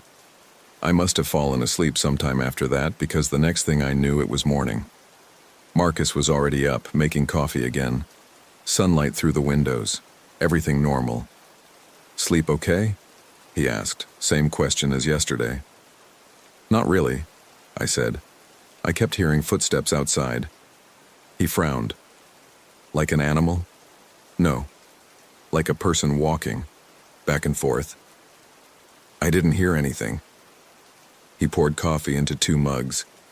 "You want to check outside? See if there's tracks or anything?" We went out and looked around the RV. The dirt was pretty hard packed, but there were some indentations that might have been footprints. Might have been. Hard to tell. What we definitely found were scratches on the back of the RV. 4 long gouges in the aluminum siding starting about 6 feet up and dragging down to about 4 feet. The metal was peeled back slightly. Something had scraped down the side of the RV with significant force.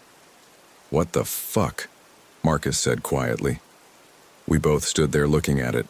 The scratches were fresh. The exposed aluminum underneath was still bright and clean, not oxidized. "Could have been a branch," Marcus said. "When we were driving in, maybe. We didn't notice." "We would have heard that," I said. "That much scraping, we would have noticed." Then an animal, a panther or something, climbing on the RV. I didn't argue with him, but I didn't believe it either. The scratches were too deliberate, too evenly spaced. We went back inside and had coffee and granola bars for breakfast. Neither of us wanted to talk about the scratches. We decided to spend the day hiking again, get out of the campground, clear our heads. The hike was good. The boardwalk trail went deeper into the swamp this time, and we saw more wildlife. Herons, egrets, a small alligator sunning itself on a log. Marcus seemed more like himself, pointing things out, taking photos. For a few hours, things felt normal again. We got back to the campground around 2. As we walked up to our site, I saw someone standing next to our RV. It was the solo hiker we'd passed yesterday, the middle-aged guy who'd nodded at us. He was just standing there looking at the RV. When he heard us approaching, he turned. "Sorry," he said. "Didn't mean to snoop. I'm over in Site 29, few spots down. Saw your RV and thought I recognized it." "Oh," Marcus said. "No problem." "You folks having any trouble?" the man asked. His eyes were very blue and very direct. "Trouble?" I said. "Just asking. Sometimes people do out here, especially on this end of the campground." He gestured toward the trees. "Gets quiet, gets dark. People's minds play tricks." "We're fine," Marcus said, but his voice was tight. The man nodded slowly. "Good. That's good. You need anything? I'm in the Winnebago with the Montana plates. Name's Carl." He looked at me specifically when he said this, like he wanted to make sure I remembered. Then he walked away, back toward his site. "That was weird," Marcus said. "Yeah, we didn't talk about it, but we were both rattled. There was something in the way Carl had looked at the RV, like he knew about the scratches, like he'd been expecting them. That afternoon, I noticed Marcus's shadow again. We were sitting at the picnic table, and I happened to glance down at our shadows on the ground. Marcus was shuffling cards for gin rummy, moving his hands quickly, but his shadow's hands were moving differently. Not shuffling, making different gestures. The movements were subtle enough that I might have missed them if I hadn't been looking directly at the shadow. I felt cold, despite the heat. "Marcus," I said.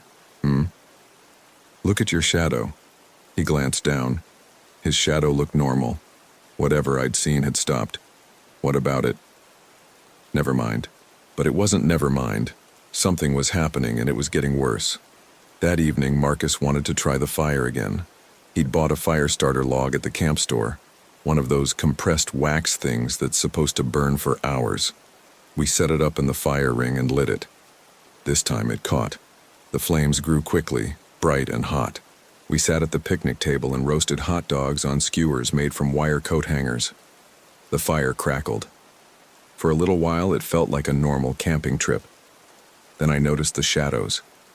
The fire cast dancing shadows all around us, on the RV, on the trees, on the ground. That was normal. What wasn't normal was that some of the shadows were moving independently of the flames. Most of them flickered and jumped with the fire, but a few stayed steady or moved in different rhythms. I watched one shadow on the side of the RV. It looked roughly human-shaped. As I stared at it, the shadow raised its arm and waved. I didn't wave back. I didn't move at all. The shadow lowered its arm. "Marcus," I whispered, "do not turn around. But look at the shadows on the RV." He went still. Then slowly he turned his head to look. The shadow was gone. "I don't see anything," he said. There was something there. A shadow that moved on its own. "Ava, I'm not making this up. I know how it sounds. But something is wrong here." Marcus put down his hot dog. He looked at me for a long moment. "Okay," he said. "Okay. Let's say you're right. Let's say there's something weird going on with the shadows. What do you want to do about it?" "Leave. We should leave. It's almost 8 o'clock. We'd be driving back in the dark, and you know that's when the big trucks are out on the highways. Plus, we'd lose our deposit on the RV rental." "I don't care about the money." "I know, but..." He stopped, looked down at the fire. "I don't want to run away from something that might just be in our heads, you know?" I understood what he meant. Marcus had been struggling with anxiety since the layoff. He'd been seeing a therapist, taking medication. The last thing he needed was to feel like he couldn't trust his own perceptions. And maybe I was being paranoid. Maybe the stress of my job was finally catching up to me. Maybe we were both just tired and freaked out by being in an unfamiliar place. "One more night," Marcus said. "If anything else happens, anything at all, we leave first thing in the morning. Deal?" "Deal," I said. We let the fire burn down to coals and went inside. It was only 9 o'clock, but we were both exhausted. We got ready for bed and turned off the lights. I couldn't sleep. I lay there in the dark, listening. Marcus's breathing gradually deepened and slowed. Outside, the frogs were singing. I could hear something splashing in the water beyond the trees. Then I saw it through the bedroom window. Our shadows, cast by the floodlight, were visible on the ground outside. I could see them through the window because of the angle of the bed. Marcus's shadow and my shadow, side by side. Except Marcus was lying on his back, and I was on my side. Our shadows should have reflected that. Instead, both shadows were sitting up. I watched, frozen, as the shadows moved. Marcus's shadow turned its head toward my shadow. My shadow turned to face Marcus's shadow, then Marcus's shadow reached out and put its hand on my shadow's shoulder. I felt nothing, just the mattress beneath me and Marcus's warmth next to me. But outside, our shadows were having a completely different experience. The shadows stood up. I couldn't move, couldn't speak. I just lay there watching as our shadows, mine and Marcus's, stood up from where our bodies were lying and walked away from the RV toward the trees. They moved smoothly, naturally, like two people out for an evening stroll. They reached the tree line and disappeared into the darkness between the cypress trees. I don't know how long I lay there. Long enough for my legs to start cramping from holding still. Long enough for my breathing to get ragged and painful. Finally, I turned to look at Marcus. In the dim light from the stove's LED, I could see his face. He was asleep, mouth slightly open. I reached over and shook his shoulder. "Marcus, wake up." He didn't move. I shook harder. "Marcus, wake up. Please wake up." Nothing. I sat up and turned on the light over the bed. Marcus didn't react. I grabbed his face and turned it toward me. His eyes were closed, he was breathing, but he wouldn't wake up. I slapped him, not hard, just enough to sting. Nothing. I got out of bed and paced the small space of the RV's bedroom. My hands were shaking. I considered calling 911, but we didn't have phone service. I could drive to town, find help. But what would I tell them? My boyfriend won't wake up because his shadow left his body? I looked out the window again. The shadows were back, both of them standing right where they'd been before, except now they were facing the RV, facing the window where I stood. As I watched, Marcus's shadow raised its hand and waved at me. The same gesture I'd seen earlier. A slow, deliberate wave. I backed away from the window and sat on the bed next to Marcus. I put my hand on his chest, felt his heartbeat, steady and strong. He was alive, just asleep, deeply, unnaturally asleep. I stayed like that for hours, sitting next to him, keeping my hand on his chest, not looking out the window. At some point, the sky started to lighten. Dawn was coming. When the first real sunlight hit the RV, Marcus gasped and opened his eyes. "Ava," he said. His voice was rough. "What's wrong? Why are you sitting like that?" I couldn't answer at first. I just grabbed him and held on. Hey, he said. "What happened?" I told him. All of it. The shadows walking away, how I couldn't wake him up, the shadow waving at me. It spilled out in a rush, and I could hear how crazy it sounded, but I couldn't stop. When I finished, Marcus was quiet for a long time. "I had a dream," he finally said. "I was walking in the swamp. You were with me, but it wasn't really you. It was like your outline, filled in with darkness. We walked for a long time. There were other shapes like us out there moving through the trees. They didn't have faces, but I knew they were watching us." "We need to leave," I said. "Right now." "Yeah," he agreed. "Let's get the fuck out of here." We started packing immediately. Threw our stuff in bags, didn't bother folding anything. Marcus went outside to disconnect the utilities while I cleaned out the refrigerator. That's when I noticed that Marcus was moving slowly. Not sick slow, not injured slow. Just deliberate. Like he was thinking carefully about each movement. I went to the window and watched him. He was unscrewing the water connection with methodical precision. Then he stopped and stood very still for a moment. He turned his head toward the trees. His shadow was still attached to him. I could see it on the ground, but the shadow seemed darker than it should be in the morning light, more solid. Marcus finished with the water and moved to the electrical connection. I watched his shadow. It matched his movements perfectly, too perfectly. like it was anticipating what he would do before he did it. "Marcus," I called through the window. "How are you feeling?" "Fine," he called back. He didn't look up at me. Something in his voice was off. The tone was right, the inflection was normal, but there was something underneath it, something flat. He came back inside a few minutes later. "All set," he said. "We can head out." I looked at him carefully. He seemed normal. Same face, same expressions. But his eyes were different. They were focused on me with an intensity that Marcus usually saved for spreadsheets and tax forms. "Are you sure you're okay?" I asked. "I'm fine. Let's just go." We got in the RV and Marcus started the engine. As he pulled out of the campsite, I looked back at the picnic table and the fire ring. There were shadows on the ground there, even though there was nothing to cast them. Two human-shaped shadows standing side by side, watching us leave. The drive out of the campground should have taken 5 minutes. We drove for 20. The dirt road kept looping back on itself. We'd pass the bathhouse, then loop around and pass it again from a different direction. The camp office appeared on our left, then on our right, then directly ahead. The RV sites repeated in impossible configurations. "This doesn't make sense," Marcus said. But his voice was calm. Too calm. "Stop the RV," I said. "We need to keep moving." "Marcus, stop the fucking RV." He pulled over to the side of the road. We were next to a vacant site, number 18. I was sure we'd passed it 3 times already. "Something's wrong with this place," I said. "We keep looping." "Or we're turned around," Marcus said. "It's easy to get confused." "Look at me." He turned his head toward me. His face was relaxed, almost serene. That's what scared me most. Marcus was never serene. "What happened to you out there last night?" I asked.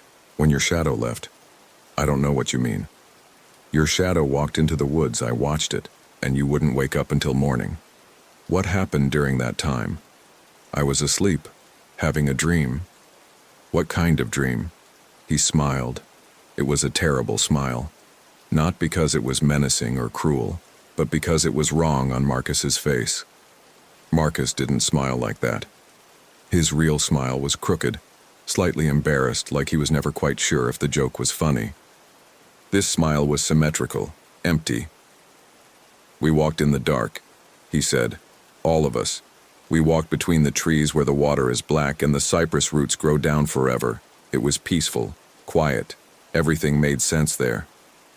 "Marcus." "That's not my name," he said. I stopped breathing. The thing wearing Marcus's face tilted its head. "That's the name of the man whose shape I'm wearing." "But I'm not him. He's still out there, Ava, between the trees, in the dark water. He's with all the others who've stayed too long." I fumbled for the door handle, but the child locks were engaged from the driver's side. I couldn't get out. "Don't be scared," Marcus's voice said. "We're not cruel. We just need forms to walk in. Shadows can't exist without something to cast them." "Where is he?" My voice came out as a whisper. "Where's Marcus?" "I told you, in the dark. But don't worry, you'll see him soon. You'll walk there too, and leave your shadow to wear your skin. That's how it works. That's how it's always worked in places like this, where the ground is thin and the water goes down forever." I looked out the windshield. We weren't by Site 18 anymore. We were back at Site 34, our site. The scratches on the back of the RV gleamed in the morning sun. Standing by the picnic table was Carl from Site 29. He waved at us. Next to him were 2 other people I didn't recognize. They all stood perfectly still, perfectly straight. Their shadows pooled at their feet, too dark, too solid. "You can fight it," the thing in Marcus said. "Some people do for a while. But you won't sleep, and eventually your shadow will go walking without you anyway. It's easier if you just let it happen." "No," I said. "No. I'm not letting you have him. I'm not letting you have me." The thing sighed with Marcus's lungs. "That's disappointing, but I understand. Humans always want to fight." It reached for me with Marcus's hands. I grabbed the coffee mug from the cup holder, still half full from this morning, and threw the hot liquid in its face. The thing screamed, not with pain, but with surprise. It jerked back, pawing at its eyes. I lunged for the driver's side door and managed to release the child locks. Then I threw myself out of the RV and ran. I ran toward the camp office. Behind me, I could hear the RV's door slam open, footsteps hitting the dirt. "Ava, wait," Marcus's voice called. "Please, I'm sorry, I didn't mean—" I didn't look back. I couldn't. If I looked at his face, I might believe it was really him. The camp office door was locked. I pounded on it, but no one answered. Through the window, I could see the old woman who'd checked us in. She was sitting at her desk, completely still, staring straight ahead. Her shadow on the wall behind her was moving, gesturing, alive. I ran past the office toward the main road. The campground exit was only 100 yards away. I could see the highway beyond it, cars passing in the morning light. Then Carl stepped out from behind the bathhouse, blocking my path. "You can't leave," he said. His voice was kind, gentle. "No one leaves, Ava. That's not how this works." The other two people from Site 34 appeared behind him. Then the old woman from the office, moving in that same deliberate, too precise way. They formed a line between me and the exit. I turned around. Marcus was walking toward me from the RV. His face was sad, regretful. "I really am sorry," he said. "I know this is frightening, but it stops being frightening after a while. You'll see. In the dark water, everything is calm." I looked around frantically. The trees, the swamp. There had to be another way out. That's when I saw the real Marcus. He was standing at the edge of the tree line, in the shadows between the cypress trunks. He was naked, his skin pale and waterlogged. He raised one hand and pointed deeper into the swamp. "Run," he mouthed. "Run." I ran. I crashed through the underbrush, ignoring the thorns that tore at my clothes and skin. Behind me, I could hear them following, not running, just walking at that steady, inevitable pace.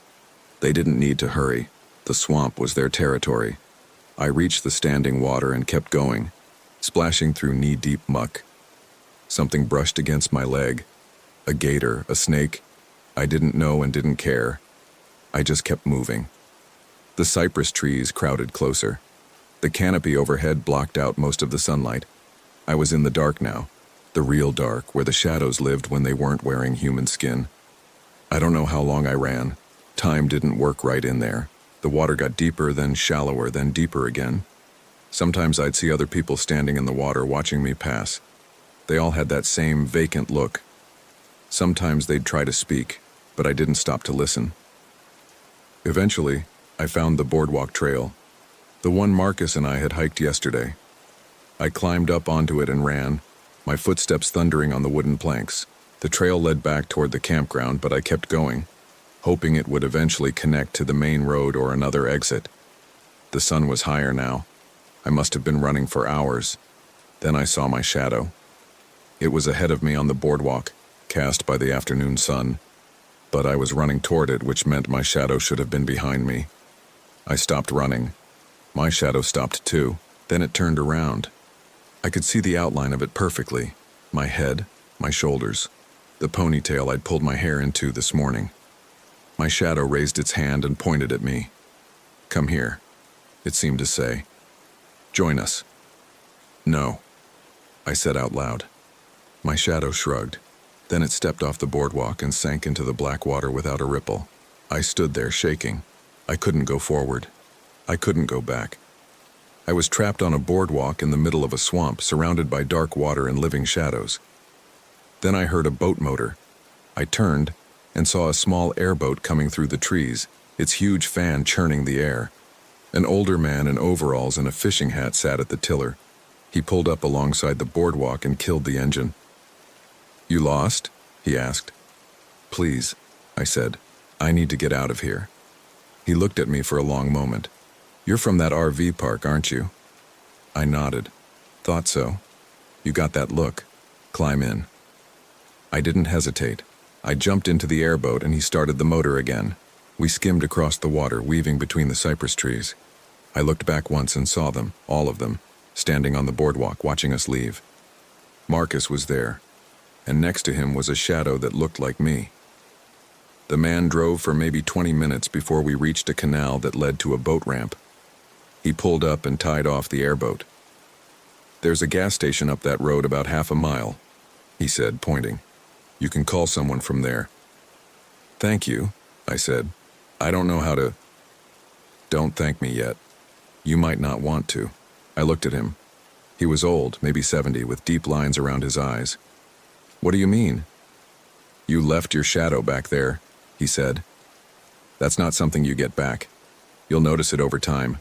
Mirrors won't work right. Photographs will look off. People will sense something wrong about you, even if they can't put their finger on what." I looked down. The afternoon sun was bright and harsh. I couldn't see my shadow on the ground. "Is there a way to fix it?" I asked. He shook his head. "I've been looking for 30 years. Haven't found one yet." He lifted his fishing hat slightly, and I saw his face in the full light. No shadow fell across it from the brim. No shadow at all. "Best you can do is stay away from those dark places," he said. "The swamps, the deep woods, anywhere the water stands still. The shadows are always looking for what they lost." I got out of the boat and walked to the road. Behind me, I heard the motor start again. When I looked back, the old man and his airboat were already gone, disappearing into the trees. I walked to the gas station, called the police, told them my boyfriend was missing at Gator Hook RV Park. They found him 3 days later in the swamp, about 2 miles from the campground. The medical examiner said he'd drowned, probably got disoriented and wandered into deep water during the night. They never found anyone else. The other campers had all checked out normally according to the office log. Carl from Montana, the old woman who ran the office, everyone I'd seen. They all had paperwork showing they'd left. The police interviewed them. They all seemed fine, normal, nothing suspicious. I didn't tell them about the shadows. What would I say? They'd have me committed. I went back to my job at the hospital. I work night shifts now. I can't be outside during the day anyway. Not with the sun so bright and my shadow missing. People have started to notice. They don't say anything directly, but I see them staring. Something about me makes them uncomfortable. I avoid mirrors when I can. When I can't, I see myself alone in the glass, nothing beside me or behind me, just me. Just this body I'm wearing. Sometimes I wonder if I made it out at all. Sometimes I wonder if I'm still in that RV sleeping next to Marcus while my shadow walks free in the sun. But then I remember the old man in the airboat, how he said he'd been searching for 30 years. That means there's something to search for. That means there's still a chance, however small, that this isn't permanent. So I keep looking. I read about folklore and occult practices. I search for stories about people who've lost their shadows. There aren't many, but they exist. Most of them end badly. I found one account from the 1800s, a letter written by a woman in Louisiana.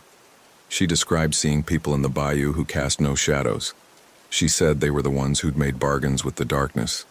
They could walk in sunlight, but they'd never feel warm again, never feel truly alive. She wrote that the only way to get your shadow back was to return to where you lost it and offer something in exchange, something equally valuable. I haven't gone back yet. I'm not sure I ever will, because I know what they'd want in exchange for my shadow. They'd want Marcus back. And the terrible thing, the thing that keeps me up at night, is that I'm not sure if the Marcus they'd return would really be him, or just another shadow wearing his face. 3 weeks ago, I got a package in the mail, no return address.